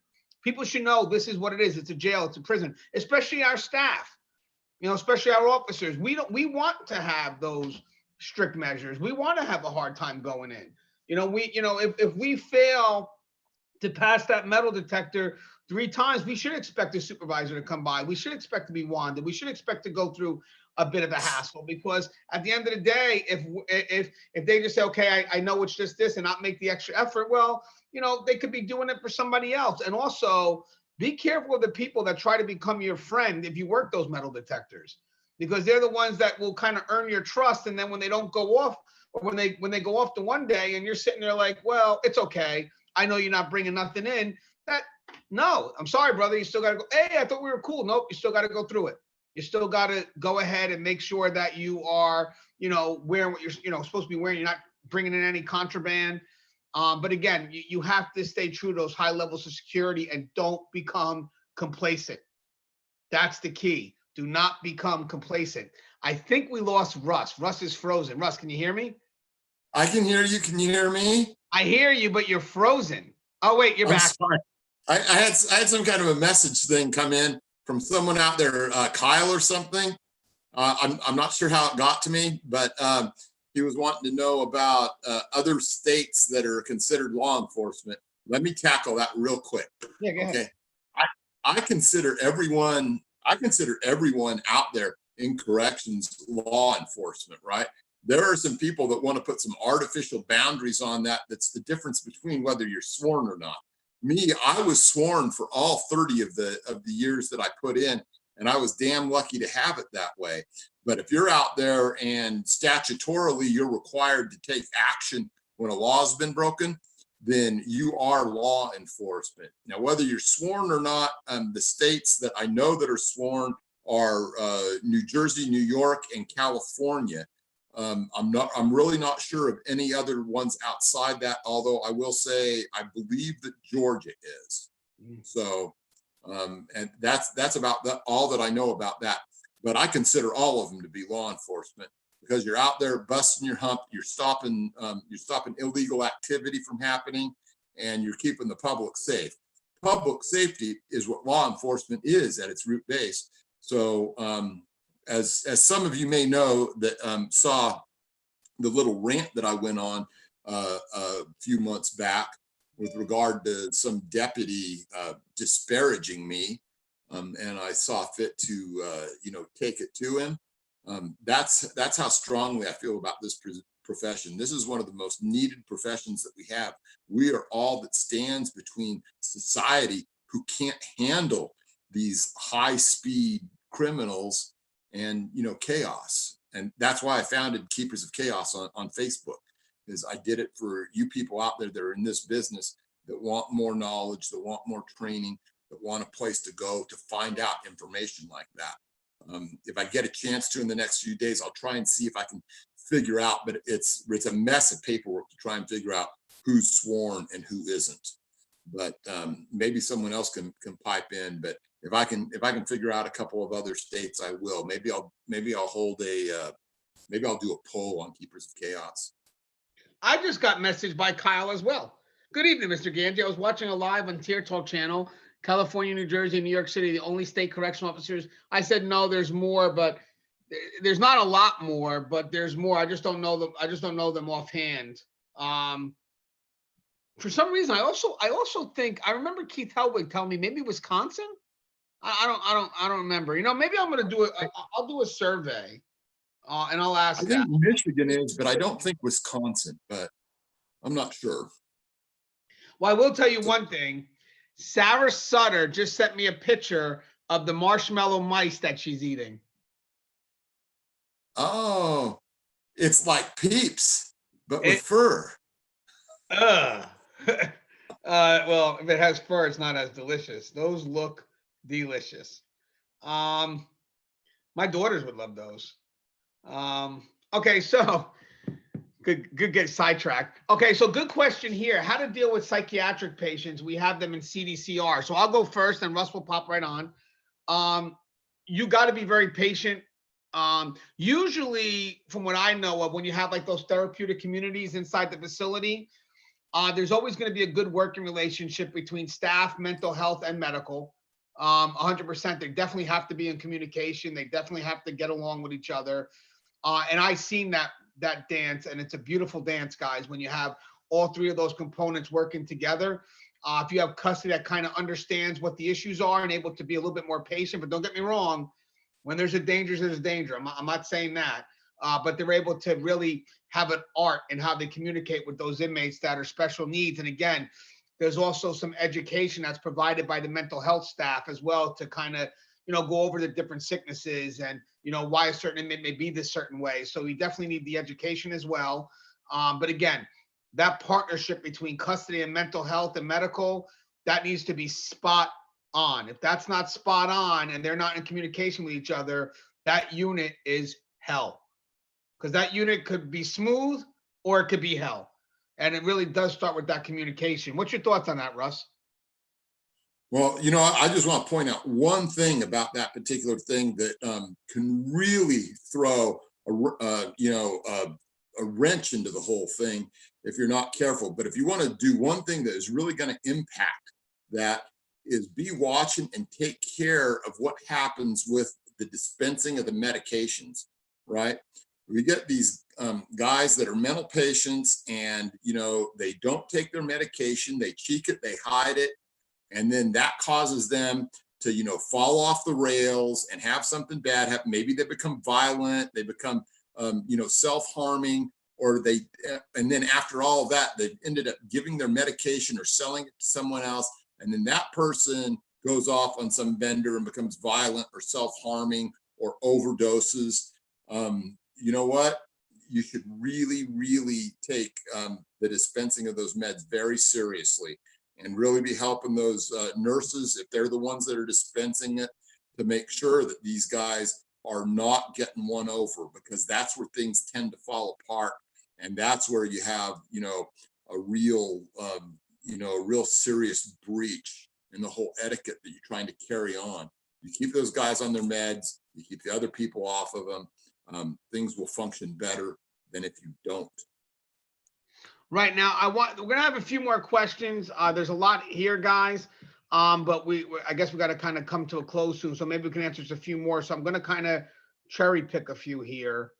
So forgive me, guys. But hopefully we're able to get to at least everybody's question at least once. But we do have a nice size room here right now, and questions are there. There's a lot. There's a lot. So I want to make sure that we get to. I want to get to a few more. By the way, Sarah says these mice take great. So she has sent us a lot of stuff, guys. She's very supportive of corrections. Hey, Sarah, I forget, Sarah, where do you live again? I know you're not yummy. I know obviously you're not in the States, but where do you live again? I forget. Can I tell you something? I know her for many years now, Sarah. She's just a wonderful woman. My kids love her. She just always gives stuff to my kids. She's just a wonderful woman. Let me see something here. You know what? This is a good question. Let me ask you this, Russ. I think you may have an understanding of this. This is the Baltimore. I guess it's for Baltimore County. Let me just see if I can get the guy's name. I don't want to lose this. Question for Anthony and other brothers. How do we go about getting recognized as law enforcement to Baltimore County or city corrections? All right, so I know people have signed petitions that went up to their elected leaders. What's your thought, Russ? What would be the process? I tried to do this on my show once, and it's very complicated. It's not easy. Yeah, it's not easy, but like anything that you start at that level, you have to have people willing to push it forward. So the kind of people that you need to be willing to push it forward are going to be your legislators, your state legislators, not federal, not any of that. Because when you're at that county level and when you're at that state level, it's the state legislature that passes the laws in the penal code that define you as having peace officer status. Now, with that peace officer status, what goes along with that is always going to be a higher degree of training.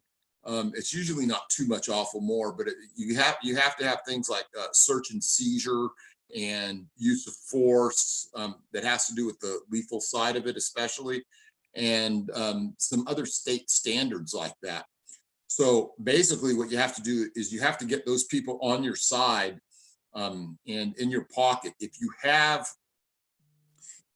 I do mean that, by the way, in your pocket. If you have a union that's willing to back you, it's easier because you can make donations to those people for their campaigns, and they're more likely to carry that. They're more likely to carry that legislation for you. And that's just what it is, because, the mother's milk of politics is money. Failing that route, a good letter writing campaign that exposes the needs of the department. When you start talking about things like your own safety, also be sure to put in there things like inmate safety, because that's important to us too. I've seen a lot of departments, putting that inmate safety in there has got them things like pepper spray, whereas just for their own safety, maybe not necessarily so. I'll tell you, when California first started, deploying pepper spray, the number of staff getting hurt dropped significantly. The number of inmates even more so. So, it's those grassroots efforts where you're able to get those legislators on your side. You know what? It's worth your time to write a letter. It's worth your time to go have a sit down, if they'll sit down with you and explain to them why you want these things and what the benefits of those things are, because those things cost money. But if you can show an offset, if you can show a benefit for that, like in things like retention, like keeping all of that experience and training within your department, if that's going to help, they're more likely to see it in a favorable way. Also, when you sell it to them, remember that about, the inmate safety. How many, how many broken jaws does it take to equal a 500 can initial buy of pepper spray, right? Those are all expenditures that the state has to make. And if there's less broken jaws because you've got more pepper spray on the line and you can show that, maybe you can sell it. I don't know. But that's just the thing that I've been trying to push. That's what I've been trying to put in people's minds to try and get us the things that we need so we stay safe. And if that means selling it as the inmates stay safe, well, I'm for that too. And also, let me also add something to that, by the way. Obviously, when there's a step up for corrections to be seen law enforcement in certain states, the training is also going to increase. So there's going to be some money involved. But you also have to put into effect of how this will benefit the community. For Jersey, back in the 60s, they were having these riots, and they thought that by making the correctional officers law enforcement, it would add to the force on the streets. So when you construct the when you go to put something together, you have to definitely focus on how this benefits the community. So basically, if ever the community needs extra law enforcement for whatever reason, these officers can then go ahead and assist. And again, that's what happened in New Jersey. They sanctioned them as law enforcement professionals because they needed help. So think about that. And again, just being in law enforcement, I like what Russ said. Russ had mentioned that, it helps, it makes the inmates safer, because look at the training you're going to get now, and, a higher level of personnel, so again, think about the safety of the community and how you can balance that with the needs of your agency. And William Young is, William, if you text me, I can give you the link and you can hop into this dialogue, Will, if you want. It's up to you. I'll see if I get a text from you. And then what I'll do is I will invite you in. I'll send you an email, and then you're allowed to sit in and chat with us. Will is as an author of a book called When Home Becomes a Housing Unit. He's our expert when it comes to PTSD and correctional officer suicide. The book is phenomenal. If you guys get a chance, When Home Becomes a Housing Unit, just the title alone. He's also done at least 2 or 3 exceptional, very good videos in the last couple of 3 weeks. Oh, I like. Yes, you're 100% correct. I have a sponsor called Guardian RFID. So if you guys get a chance, go to that YouTube page, and my videos go up there as well. Those are videos that are not seen on this channel, and you should see his videos. Again, it's Guardian RFID, and you'll see that I have some videos up there as well. And again, they're not videos that we post here. I had another question I wanted to ask. There was another one where that law enforcement question is important for a lot of people. Oh, it looks like William Young may want to stop by for a little bit. So hold on, guys. Russ, do you have a few minutes though, or no? Yeah.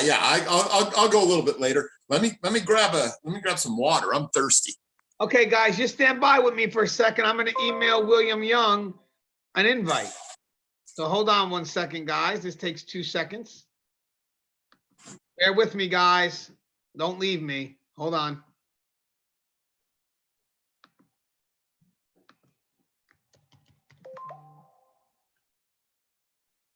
Okay, so hold on, guys. I'm just gonna send him an email. Let me just get his email. What is your email so I can email you the link? Hey, you know what would be why he gives me the email? Let me just go back to.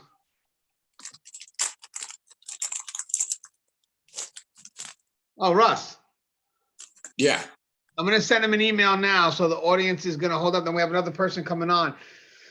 So that'll be 3 of us. So we have more questions to answer. I'm waiting for his, oh, there it goes. Here's his email now. Okay, guys. So bear with me, guys. I'm going to email him now.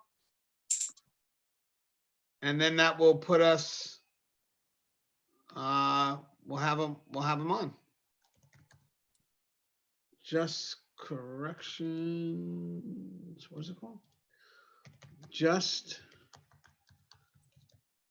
corrections at gmail.com. All right. Sent. Okay, Will, it's been sent. So we're back. All right, guys, it's pretty cool. We got another guest coming on. By the way, guys, if any of you guys ever want to hop on, I could just email you the link.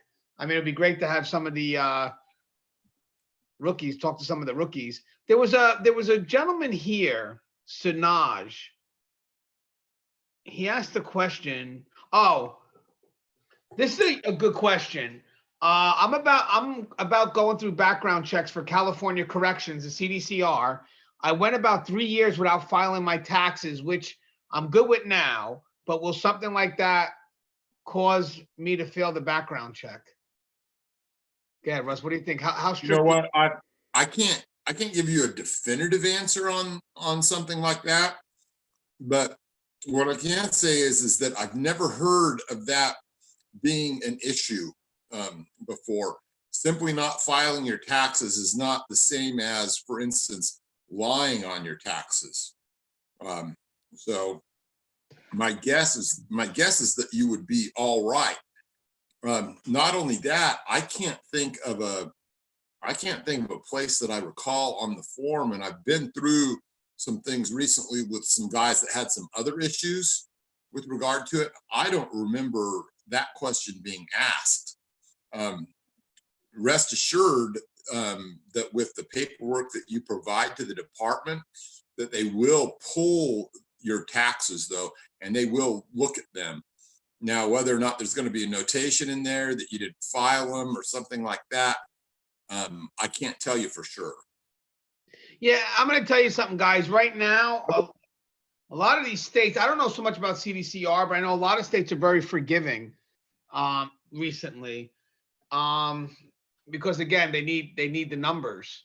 So they've been forgiving in a lot of stuff that normally you wouldn't make it past the background check. But I've never, the filing the taxes, I've never, I don't know anybody that had that issue before. It's a very unique situation. I mean, I've had people that had some unpaid tickets, maybe some juvenile BS, but I never heard anybody with, failure or just not filing taxes in 3 years. So that's a unique situation. So I don't really have an answer for that. But again, each agency is different. Some agencies forgive, some agencies don't. Some agencies are super strict. I think it really all depends on the amount of people actually going for the job too. If CDCR gets a lot of people hiring, then they have the ability to be, exhaust a lot of measures, where you have some states where they just can't get the people.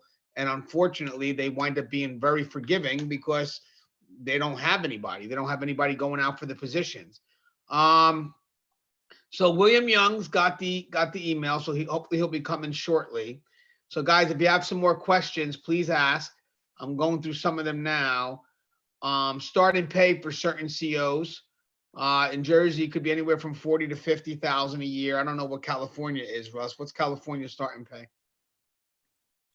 California starting pay out of the academy, I think, is around, I think it's 47, but I'm not sure.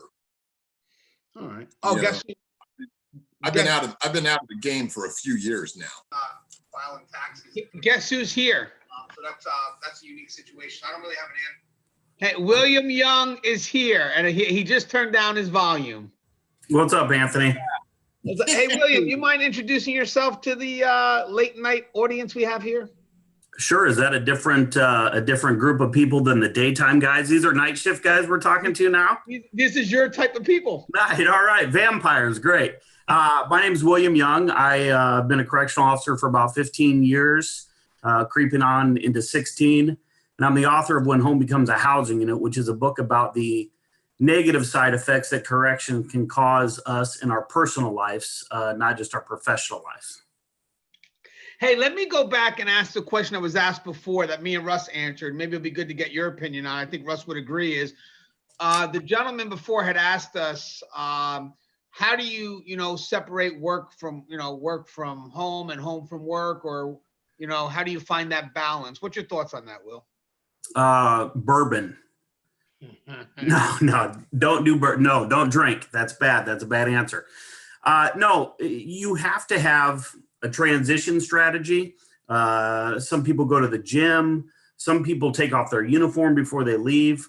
The main thing is to participate in something that's positive and not corrections related on your off time. And we don't have a lot of off time, but if you can do that, if you can find that thing, volunteer or play in a sports league or do anything, that really helps get rid of some of that negativity and that angst, instead of just working, coming home and waiting to go back to work. So that's my suggestion. Anything and everything you can do to get off of the couch and to participate in real life, that's what does it for me.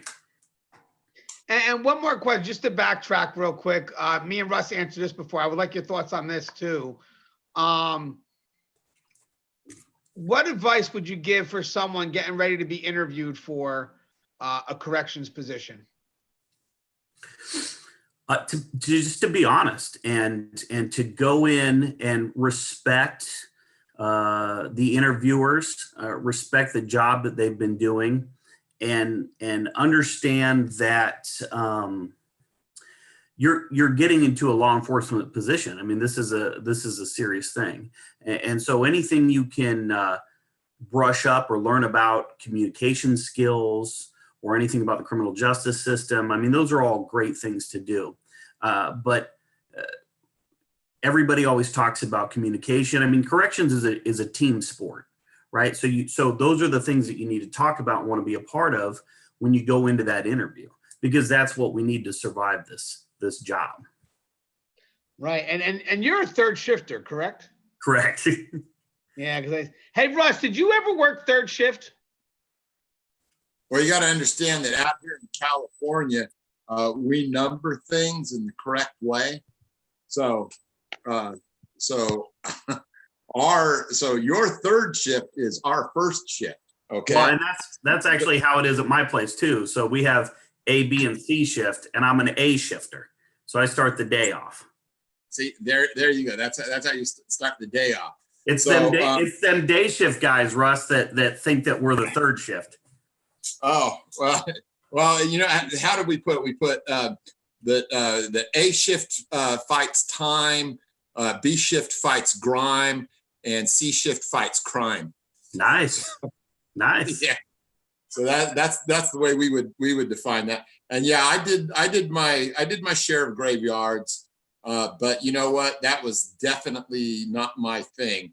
I was always that guy that had to be in the center of whatever the mixture was at the moment. And so, that was the way I lived my career. And it didn't matter too much to me if it was on swing or if it was on days. I like to be there. I like to see the things that were happening, deal with the riots and all that kind of stuff. What was the hour? Like I worked third shift for 2 years when I was a sergeant, and my hours were 9:30 to 5:30. What was your hours, Russ, when you were on third? What's your third, or whatever your our shifts went like this. Well, it would depend too. When I was at San Quentin, our first shift ran from 11 p.m. Until 7 a.m. And then the day shift was from 7 a.m. until 3, and then 3 until 11. At the last institution I was at, though, it went from 10 o'clock to 6 o'clock, 6 o'clock to 2 o'clock, 2 o'clock to 10 o'clock. What about you, Will? Yeah, I'm 11 to 7, supposed to be. Usually I'm 11 to 11 or 11 to 3, depending on how the overtime goes. But we're 11 to 7, 7 to 3, and 3 to 11. So, hey, yeah, you know what's funny is that overnight shift is always the shift that very tough double when you get mandated or drafted. I mean, having to work from like a, first off, work overnight, but third shift or overnight shift is kind of like a more relaxed paced. And then you had to go into first shift where you had to be super active now because you have a bunch of the inmates movements going on. But I did a video once on graveyard shift. And what people don't realize is those overnight shifts, they're extremely important because they kind of set the shift up for the day. They make sure things are ready to go. And if there's any complacency on third shift, trust and believe, first shift and second shift got a big problem. People don't realize that. People are like, oh, well, there's not a lot of work on third shift. Well, wait a second. That's because it goes by, it's all relative to staff. First and second shift may be very active, but they also have a lot of staff where those graveyard shifts, there's not a lot of staff. So the work is there. I mean, when I worked third shift, we were always doing something right from the beginning of my shift all the way to the end. Hey, Justin Vignetta said he saw a video of ours in the past, and we mentioned whether they do academy first or experience. And here in Ohio at a county jail, they're starting you and then sending you to the academy within the first year. So maybe we could discuss that. Russ, you want to go first? Russ, what's your thoughts on agencies that have the officer work at the facility first, kind of do the on-the-job training, and then wait for the opening for the academy? Yeah, see, I don't have very good thoughts on that kind of thing. It's kind of putting the cart before the horse a little bit, because what you've got going on there is you've got an agency that's trying to skimp on money, and they're trying to skimp on it in the bad way. And they get to the point where they're so desperate for someone to work there that they put a person in a position where they don't have a foundation underneath them to do any of the skills that they're supposed to have. How are you supposed to have a guy just start there and start handcuffing inmates? He's going to have someone show him who's not necessarily a registered trainer. Maybe they've got somebody that they're calling or giving the title of FTO to. Maybe they're not. It's just hard to say as to how they could justify that. You've got to put a foundation in before you can build the house. And that's really all there is to it, in my opinion. California, we have when I went through, we had a 6-week academy. Now we have a 16-week academy. Just getting and learning all of those basic skill sets that you need to function out there on a day-to-day basis is more important than having a warm body so that someone doesn't have to do an overtime, because that person's going to get you in trouble because they're not equipped to deal with it at all. I agree, Russ, 100%. And what's your thoughts on that, Will? No, I agree with Russ 100%. I mean, you need that classroom kind of build up before you get on the tiers, before you walk. We call it walk the floors at our place, but you can't just go in dry. They used to do that 20 years ago at my place, and you can see kind of the difference in attitude from that group of individuals to now. I mean, I think you need to ease people into this a little bit. And if they have no knowledge of what's going to go on, Russ is right. If I have a situation where I have to go restrain an inmate, or I'm getting ready to head to a confrontation, I got to take a guy who has at least had some classroom time or a little bit of experience. I mean, you just don't feel comfortable taking a guy who it's his first day and he's never done anything. And he's right. They're trying to fill those warm body spots. But the problem is there really is no warm body spots, because at any given time, we could all have to be fighting for our lives. And so my place, I'm very thankful that we do academy first. And one of the cool things that they do that they just started doing a few years ago is the new recruits will go up on the floor a little bit each day. So like the first day they'll come and help with count.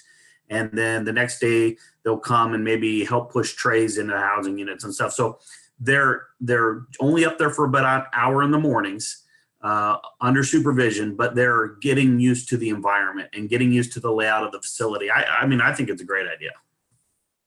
And by the way, so obviously I'm agree with you guys. The academy should come first. It gives someone a foundation. Then when they get the experience, they can kind of put that experience and kind of mold a good foundation. I mean, it's key. I know a lot of people that be like, well, what about if you waste money and their first day when they hit the real world, they leave? You know what? The academy should have some level of aggressiveness that should be able to weed those people out. But again, nothing's 100%. But the academy should not be an easy thing. It should not be classroom work. There should be some in your face, to be able to test a person's heart. Again, and also when you're a supervisor and you have people that haven't gone through the academy, there's certain things that they can't do.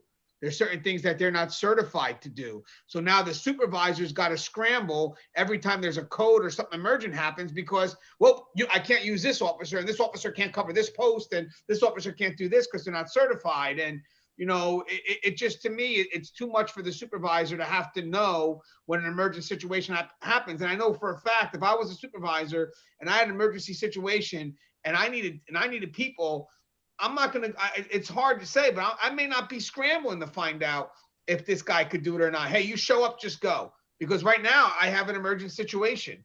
But I know in some states with those, they do it, those COs are not certified and then those COs can't do certain things. So, I mean, imagine being that supervisor. I just think that's really, it's unfair. So everybody agrees so far. They said, that you definitely should be going through a academy first. I'm trying to read some of the comments here before we miss. And then they agreed with Russ. Correct. They have you work with the FTO. And by the way, let's talk about field training officers real quick. You need to have a field training officer that wants to train.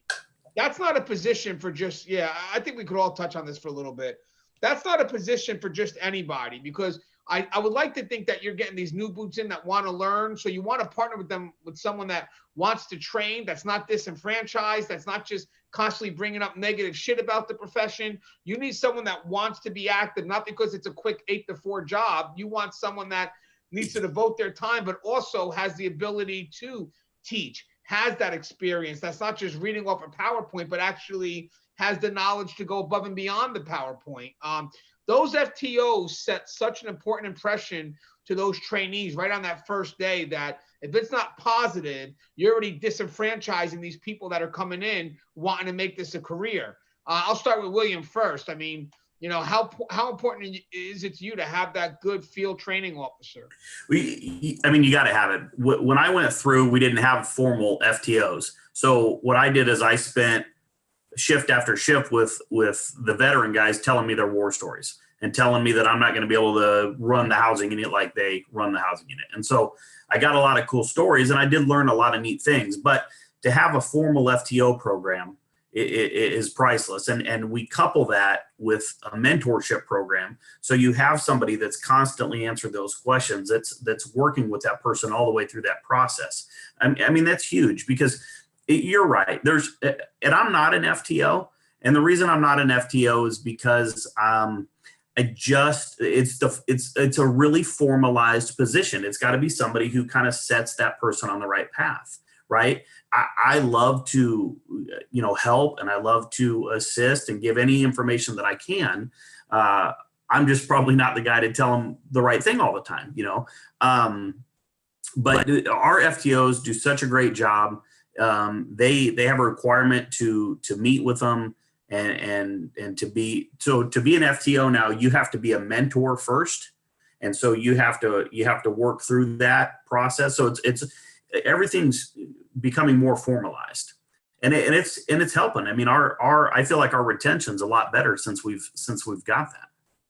Yeah, it actually, as I said, I agree. If you have a good field training officer, it sets that initial impression that's positive, and then people are more motivated to stay. Hey, Russ, what's your thoughts on like a real good, solid field training officer? Well, that was always one of the things that I would just, shake my head a lot of times in CDCR because they never adopted that. Now I heard that they just have got that in the past couple of years, but they never had that. They had a formalized training program, but a lot of that formalized training, they relied on the officers who were going through it to just write down the number of hours that they had accomplished in each of their missions. And there was nobody checking it.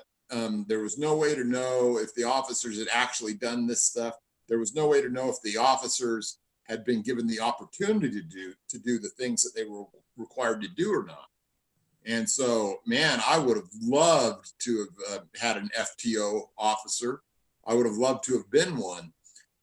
One of the missions of the last institution that I worked at is we had academies show up, and what they would do, and this always just used to irritate the heck out of me, is they would say, okay, the academy's coming, what are we going to do? And they would say, I know, let's do mass searches.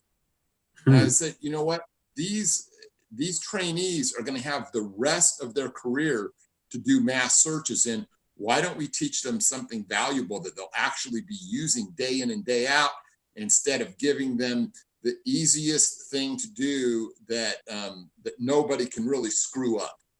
And so I always took it on myself. I would try and get a hold of them before we would start the mass searches and try and take them out and actually do some things with them to show them some skill sets that they were going to be needing. So there's a definite need for it out there.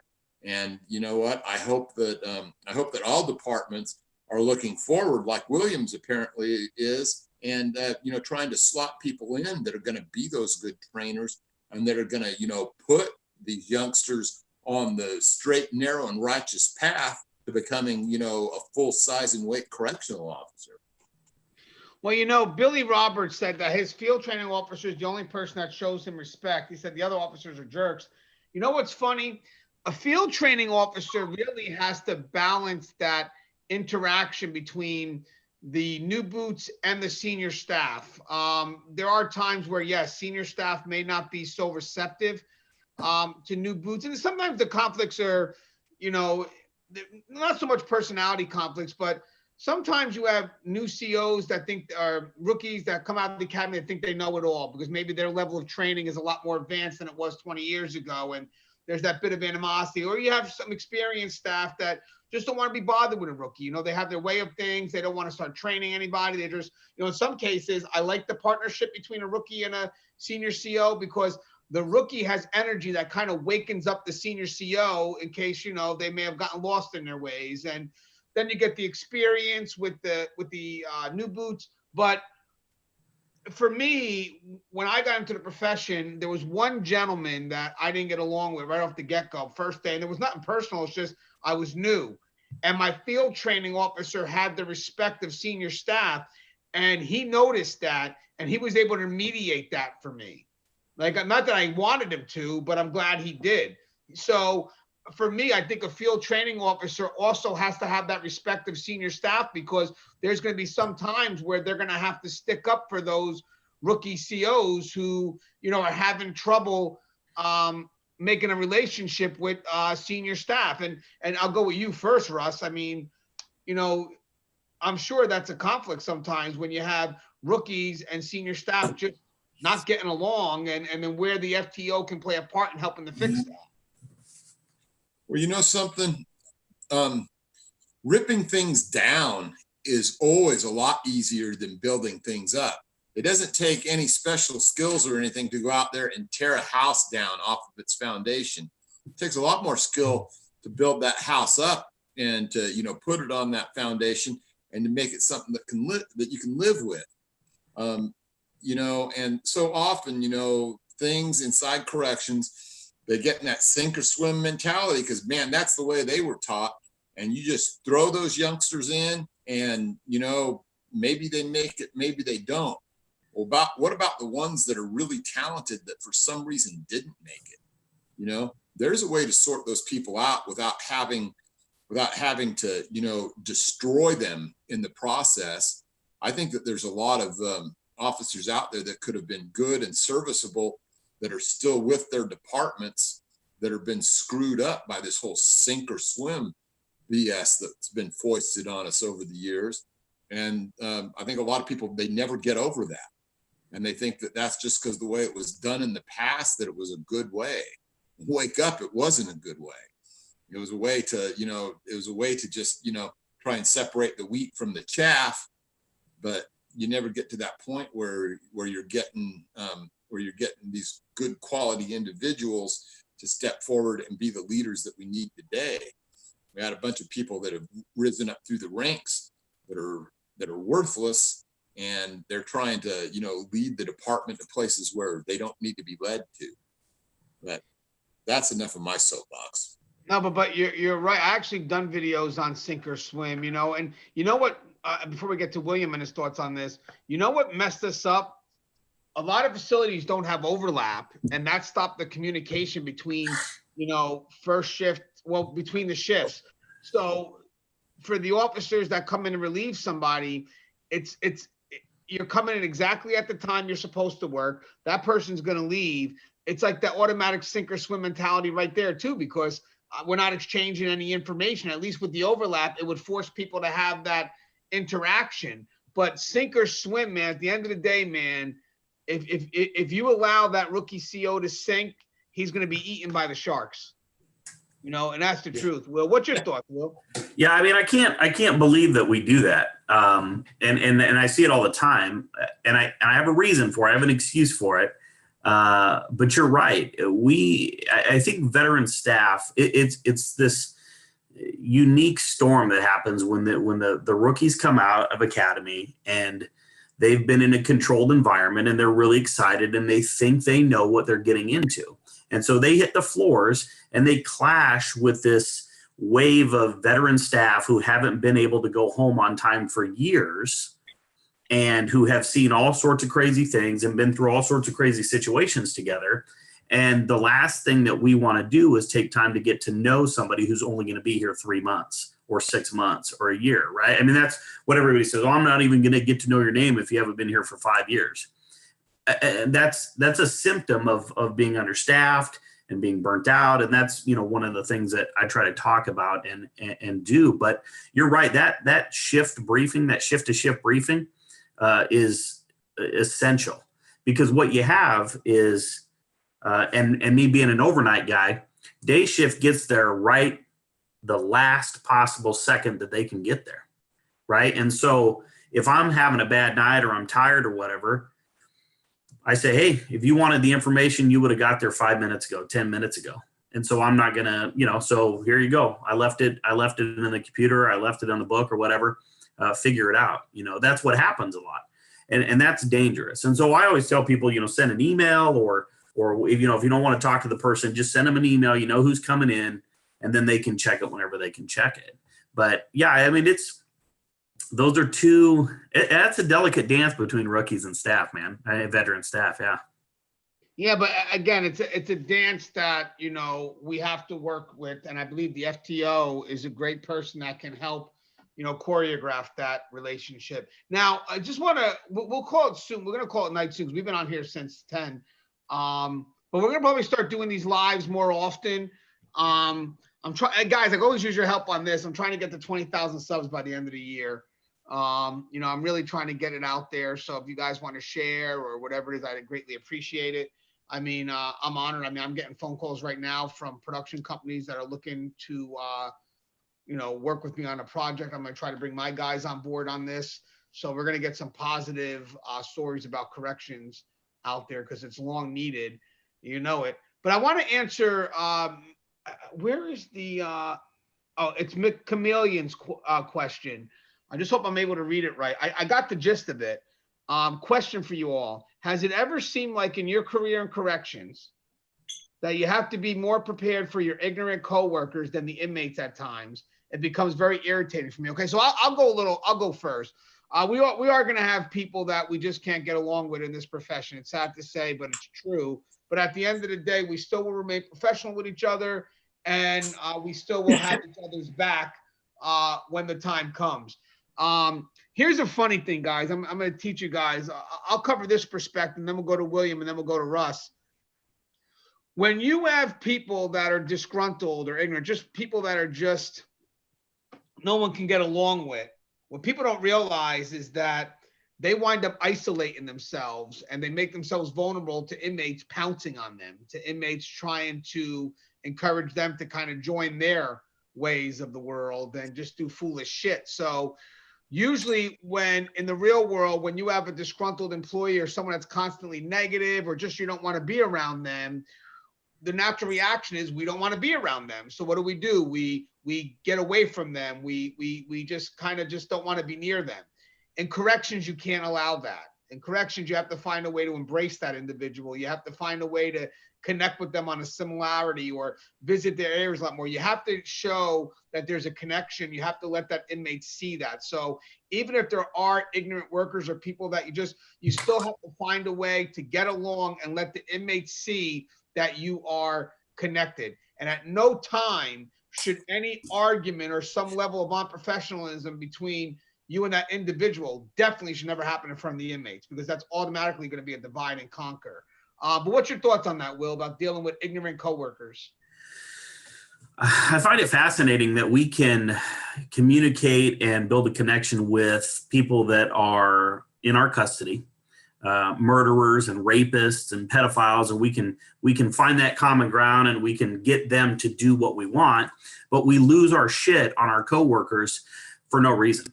That we find the littlest things to fight about and to nitpick about. And I think that has a lot to do with, we have to be so professional all the time. We turn a lot of that on our coworkers. But I say it again, corrections is a team sport. You have to find a way to interact with that person professionally. I had a kid years ago. He didn't like me. I don't know why. He just told me he thought I was an arrogant asshole. Okay, very good. So we talked about it. He said, "You're an arrogant asshole." And I said, "Well, I don't like you very much either." I said, "But can we at least get along at work? Can we do what we have to do, interact with each other professionally?" And you know what? After that conversation, we get along better than we did before. And then we did start building that relationship. To me, it all comes down to a communication issue. And sometimes you have to be the person that says, "You know what? I'm going to just tolerate this. I'm going to pacify this person," whatever, because I mean, you never know if that's going to be the person who's going to run to save your life at some point. So you have to build that connection with your fellow officers. I mean, we don't win this battle any other way. Right, Russ? Oh, absolutely. But, in corrections, there's going to be conflict. You have to do what you can to resolve it. And then there's times where, there's just going to be no resolution. I think the best thing that you can say is to stay and keep it professional. I'll tell you, I've had my fair share of go-arounds and run-arounds, and I mean with everyone. I've had issues with supervisors, issues with peers, issues with the union, and in the end, maybe I was the one being detrimental to a point, but I would never let things lie with regard to safety and security. Sometimes you're going to have to be perhaps more wise than I was along the way with respect to the battles you take. But then maybe in some ways, by looking at what I did, maybe some people will learn and be able to do it a little bit better than I did. But make no mistake, in corrections, there's going to be conflict. It's merely a matter of how you're going to resolve it. Right. And again, you're not going to be able to get along with everyone, but the thing is that you still have to remain professional. Do not let the inmates see that you don't get along, because that separation is something that they can play games with. Hey guys, so just in closing, guys, and by the way, thank you guys for watching. I appreciate it. This is actually going to be probably almost 4 hours or close, 3 hours and change that we've been doing this. So this is a lot of stuff that we covered. This video will be posted later today because it's got a filter, it's got a process. But I wanted to get some closing thoughts for our audience, and maybe we'll try to go live maybe in like a week or so. Maybe I'll bring in, I'll bring in another guest and we'll see. But if you guys have any topics you want discussed, whatever it is, hit me up, man. Email me at gangianthony@yahoo.com. You could also email Russ. Russ will give you his email when he signs off as well when we do the closing, or Will. I just want to read 2 more comments. McCamillion says, I'm not labeling all of them, brother. There's some that think they have diplomatic immunity to talk to us any kind of way. They're not going to happen with me, but I understand what you're saying. Hey, I want to add something, and we can add this as our final thoughts. You know what's funny, guys? Corrections, we have a very unique breed where you can't, I guess as a rookie, don't get me wrong, because we have your back. I'm not saying that, but you still have to earn that level of trust with us. Not to the point where we're not going to be disrespectful. Don't get me wrong. I'm not saying that. I'm not condoning that, but you're not automatically going to be in that in circle right away because, again, look at the field we're in. I mean, we're very cynical. We're very, we've been burned. We deal with people that you cannot trust on the other side, so we're very guarded. So the thing is that you can't just go in and expect that 100% level of trust, but you should expect 100% level of respect. You should expect that. But with that said, you slowly kind of introduce your way in, and eventually, I'll tell you something right now, automatic trust was, I remember one officer that had trouble getting that trust factor, and he responded to a code that one time, saved that officer, and automatically was put in that circle. It all depends, but the point is this, is that you can't go and expect it to be trusted right away, but you should get that respect. And I'm sure we all agree with that, right, Russ? Right, Will? Yeah. Right. Absolutely. So in closing, so we'll start with William first. Do you have anything you want to say to everybody? We have about 20 people in. Well, I just wanted to first thank you, Anthony, for having me tonight and doing what you do. And it's super important for us to stick together, to support things like Tier Talk and Keepers of Chaos and all the groups that are out there that are trying to shed light on this profession so we can get the respect that we deserve. So anytime you guys can share one of Anthony's videos or one of Russ' posts or anything, do that. Let people know, hey, I saw this video, or comment on it. Let us know you're listening. Send in those topics so we can widen this platform so people can recognize the hard work that we all do on a daily basis. Thank you, Will. I appreciate that, brother. What do you got, Russ? Yeah, I just want to say, man, I love being a part of this discussion. I'm glad that Will was able to get to us. If you're out there listening, if you're within the sound of my voice, know that you've got, advocates here for you. Me, William, Anthony, and many others. We brought this little conglomeration of corrections professionals, and we're here to try and serve you. I try and get to every email that I can. I try and help everybody. If I can answer the question, I will. If it's outside my wheelhouse, I try and pass it on to someone else, like Will or Anthony or others. But we're really trying to make a significant impact on corrections. We really want to see it flourish in the years to come.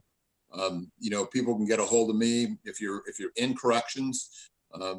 You can come on over to Keepers of Chaos on Facebook, and we'll hook you up. We carry all kinds of stuff on there.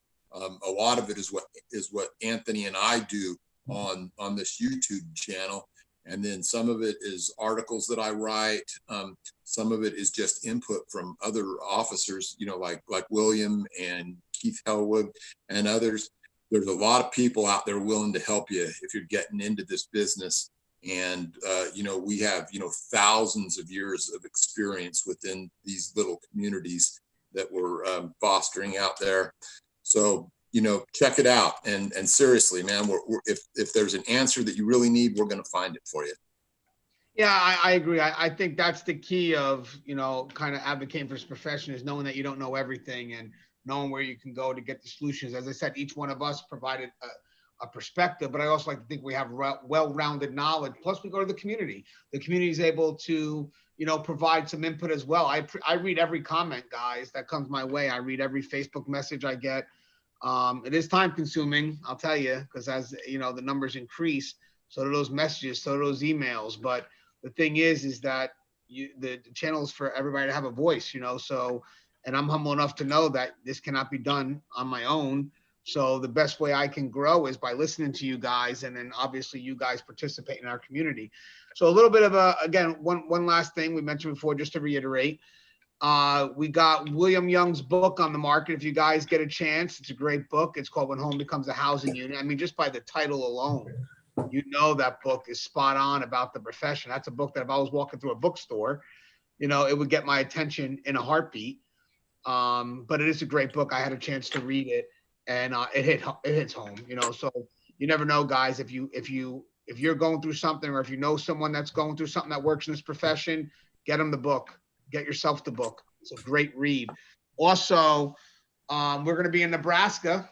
We're going to be doing the jail conference there. There was a gentleman up here before that was from Nebraska. Hopefully that he shows up. It's going to be some of the best people that Tier Talk's ever had. We're just going to be sitting on that panel, just kind of free dialogue, I guess like a live Q&A like we're doing right now, just answering some of their questions, some of their concerns.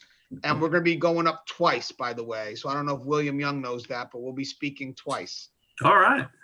Yeah, we're going to be speaking twice. We're going to be going up 2 days. And plus, while we're down there, yes, we're going to see some of the beautiful sights in Nebraska, but we're also going to be doing some interviews while we're all together. So just to kind of get some one-on-ones for the channel.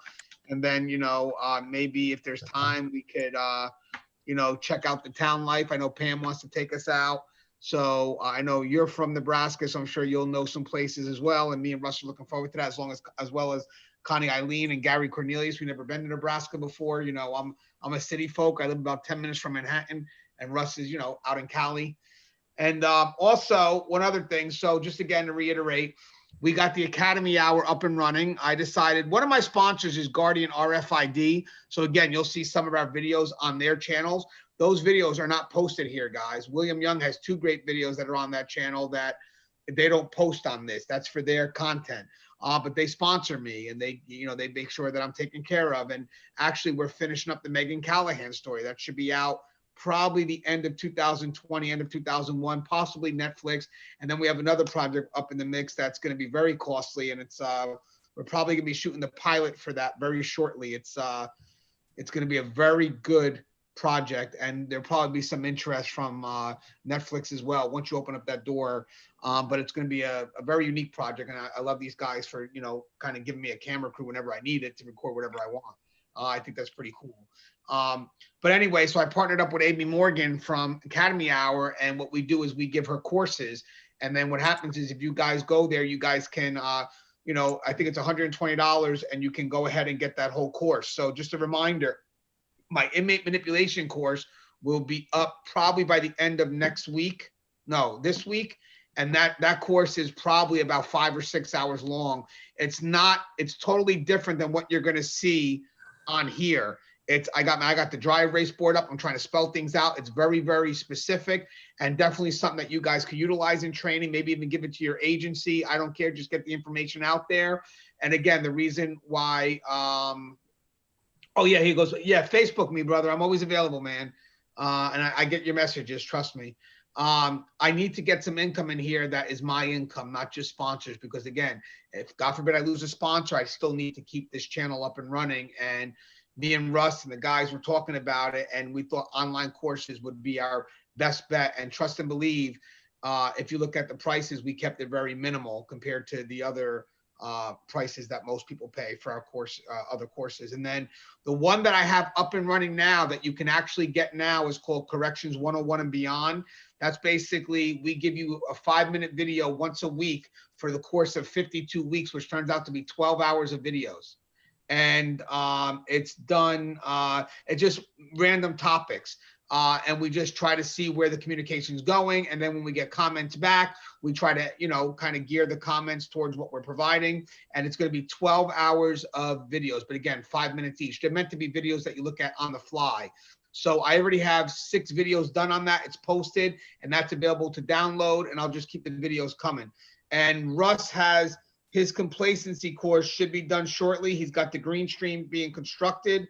And again, that's going to be about a 4 or 5 hour course. It's not what you've seen on this channel before. It's a lot more in depth and definitely good for rookies that are in the field. But I would like to also thank senior staff. And guys, by the way, when I make these connections for me, the connections are also there for you. If you feel that you can provide a course, message me up. I'll connect you with Amy, and then you guys can figure out how you guys can communicate. But I'll give you the connects I have. I have no problem doing that. If you guys have knowledge, we have to get the knowledge out there. It's about survival. So it's not about holding on to a market and thinking that I'm the only person who can do it. I know I can. If you think you have an inmate manipulation course that can complement mine, do one. You know, I don't want to say could beat mine because my shit's good.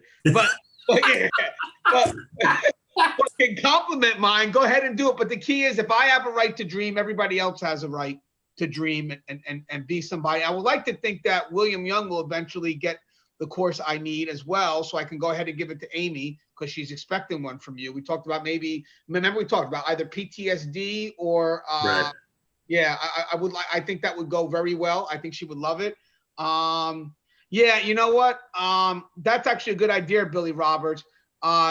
Doing a course. Hey, Russ, this is a good idea for you, brother. After you do the complacency course, maybe you could run some scenarios and best way to respond. You know, we can even do a topic on that. Maybe next time we have a dialogue, we can break down a certain scenario, like maybe, you know, an inmate suicide, what type of response. Well, I'll even have medical involved. I'll get Connie Eileen on the dialogue. That's a great idea, Billy. So again, guys, thank you guys for all attending. This video will be posted up shortly, the whole thing. Just give it about an hour or so because it's got to process. This was a long video. And guys, there'll be another one shortly. We'll do one soon. Just do me a favor. You know, we're going to do one last thing before we go, and then we're just going to end it. Jameel Mann just came in. He asked one question. So, guys, this will be the last question we answer, and I already said the goodbye. So I'm just going to, after I answer the question, I'm going to give my kisses and say goodbye. So I'm going to go to William first, then Russ, then myself. I actually think it's a unique question. That's why I want to ask it. Jameel Mann asked, and it's the last question of the day. How do you feel after you strip search an inmate? Do you feel uncomfortable? Will? Well, my first night on the floor, I was working booking, and I had to do about 65 strip searches my first night. So yeah, that was a little uncomfortable. But over time in corrections, you start to, what did you say, Anthony, a few videos ago? Normalize the abnormal, or yes, abnormal normalcy, or something like that. You know, it becomes something that we do. And so I have little things that I do to kind of break the ice. So when I have an inmate step into the strip room, I ask them if they have any guns or knives. Well, they look at me like I'm crazy. And then they kind of start talking. And I just, how was your, if it's an attorney visit, how was your visit? You know, what's going on? And then, hey, can you hand me your shirt? You know, and then, so I'm keeping them talking and trying to keep it as congenial as possible, because it is an awkward situation. You have a person getting naked in front of you. They're at their most vulnerable. And yeah, it is weird, but it's part of the job. And over time, I'd like to think that you will, you know, get a little more used to it. So yeah, it's weird at first. What's your thoughts, Russ? Well, yeah, you know, this is one of those things going on where, you know, it's just a matter of repeating it enough times until you desensitize yourself to it. Now, you shouldn't desensitize yourself to it to the point where you're not taking care in what you're doing, because you really are trying to stop contraband. The other thing that's going on, though, while you're becoming desensitized to it, the inmates over time, they're becoming desensitized to it as well. So, you know what? Eventually, it gets much easier. The part that you really have to concentrate on, though, is not making it so rote or not making it so normal that it becomes this perfunctory thing where you're not expecting to find anything. You want to always be expecting to find something. You always want to be thinking about your technique so that you're not putting something in your technique that's going to make it possible for them to beat you. Because believe this, they're going back to their dorm and to their cells, and they're talking about how they can beat you. Make no mistake about it. That's why inmates are so effective, is because they talk about this stuff, they train on it, and they do an intelligence assessment based on your technique. And I will tell you guys, I've been lucky. This is weird, but due to the post that I've had, I didn't do my first strip search to about 8.5 years into my career. Wow. Is that crazy? You want to know what the secret trick to it all is? What's that? There's a secret trick. The first 8.5 years, I worked at a female prison. Ah, there it is. So, I didn't have any strip search, but I will tell you one thing before we go. The very first time I did have one was I had to transport an inmate from a male facility because of an issue that happened at the facility. So they needed an outside, another facility had to come in because there was assault on staff. So you don't want to have the same staff transport that inmate. So they usually have the other facility to do it. So I remember going in, it was a young kid, and I never stripped anybody before.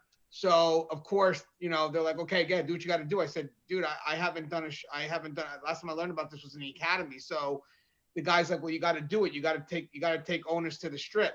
I said, all right, man. So I went through this whole routine. I was like, okay, man, take off your shoe, take off your sock, take off your other shoe, take off your sock. My one strip took about maybe 25 minutes. And when I was done, the guy goes, dude, just do this. My man, strip down. Like a freaking robot.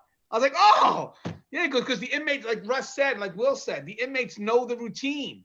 They don't need to be talked through it. You just got to say, strip it down, and they kind of, do the whole measure. Now, as I said, when I made sergeant, I went to a male facility. So technically, I never did a strip still. I've only supervised them. So I've watched it, from officers doing. So technically, I've got my whole career without conducting a strip. But well, hey, Russ, now we know what we got to do in Carney. We got to show Anthony how to do a strip search in Carney.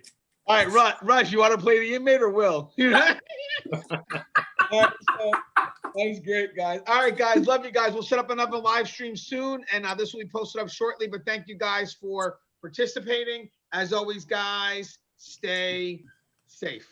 Take care, and I'm trying to make sure we stop recording.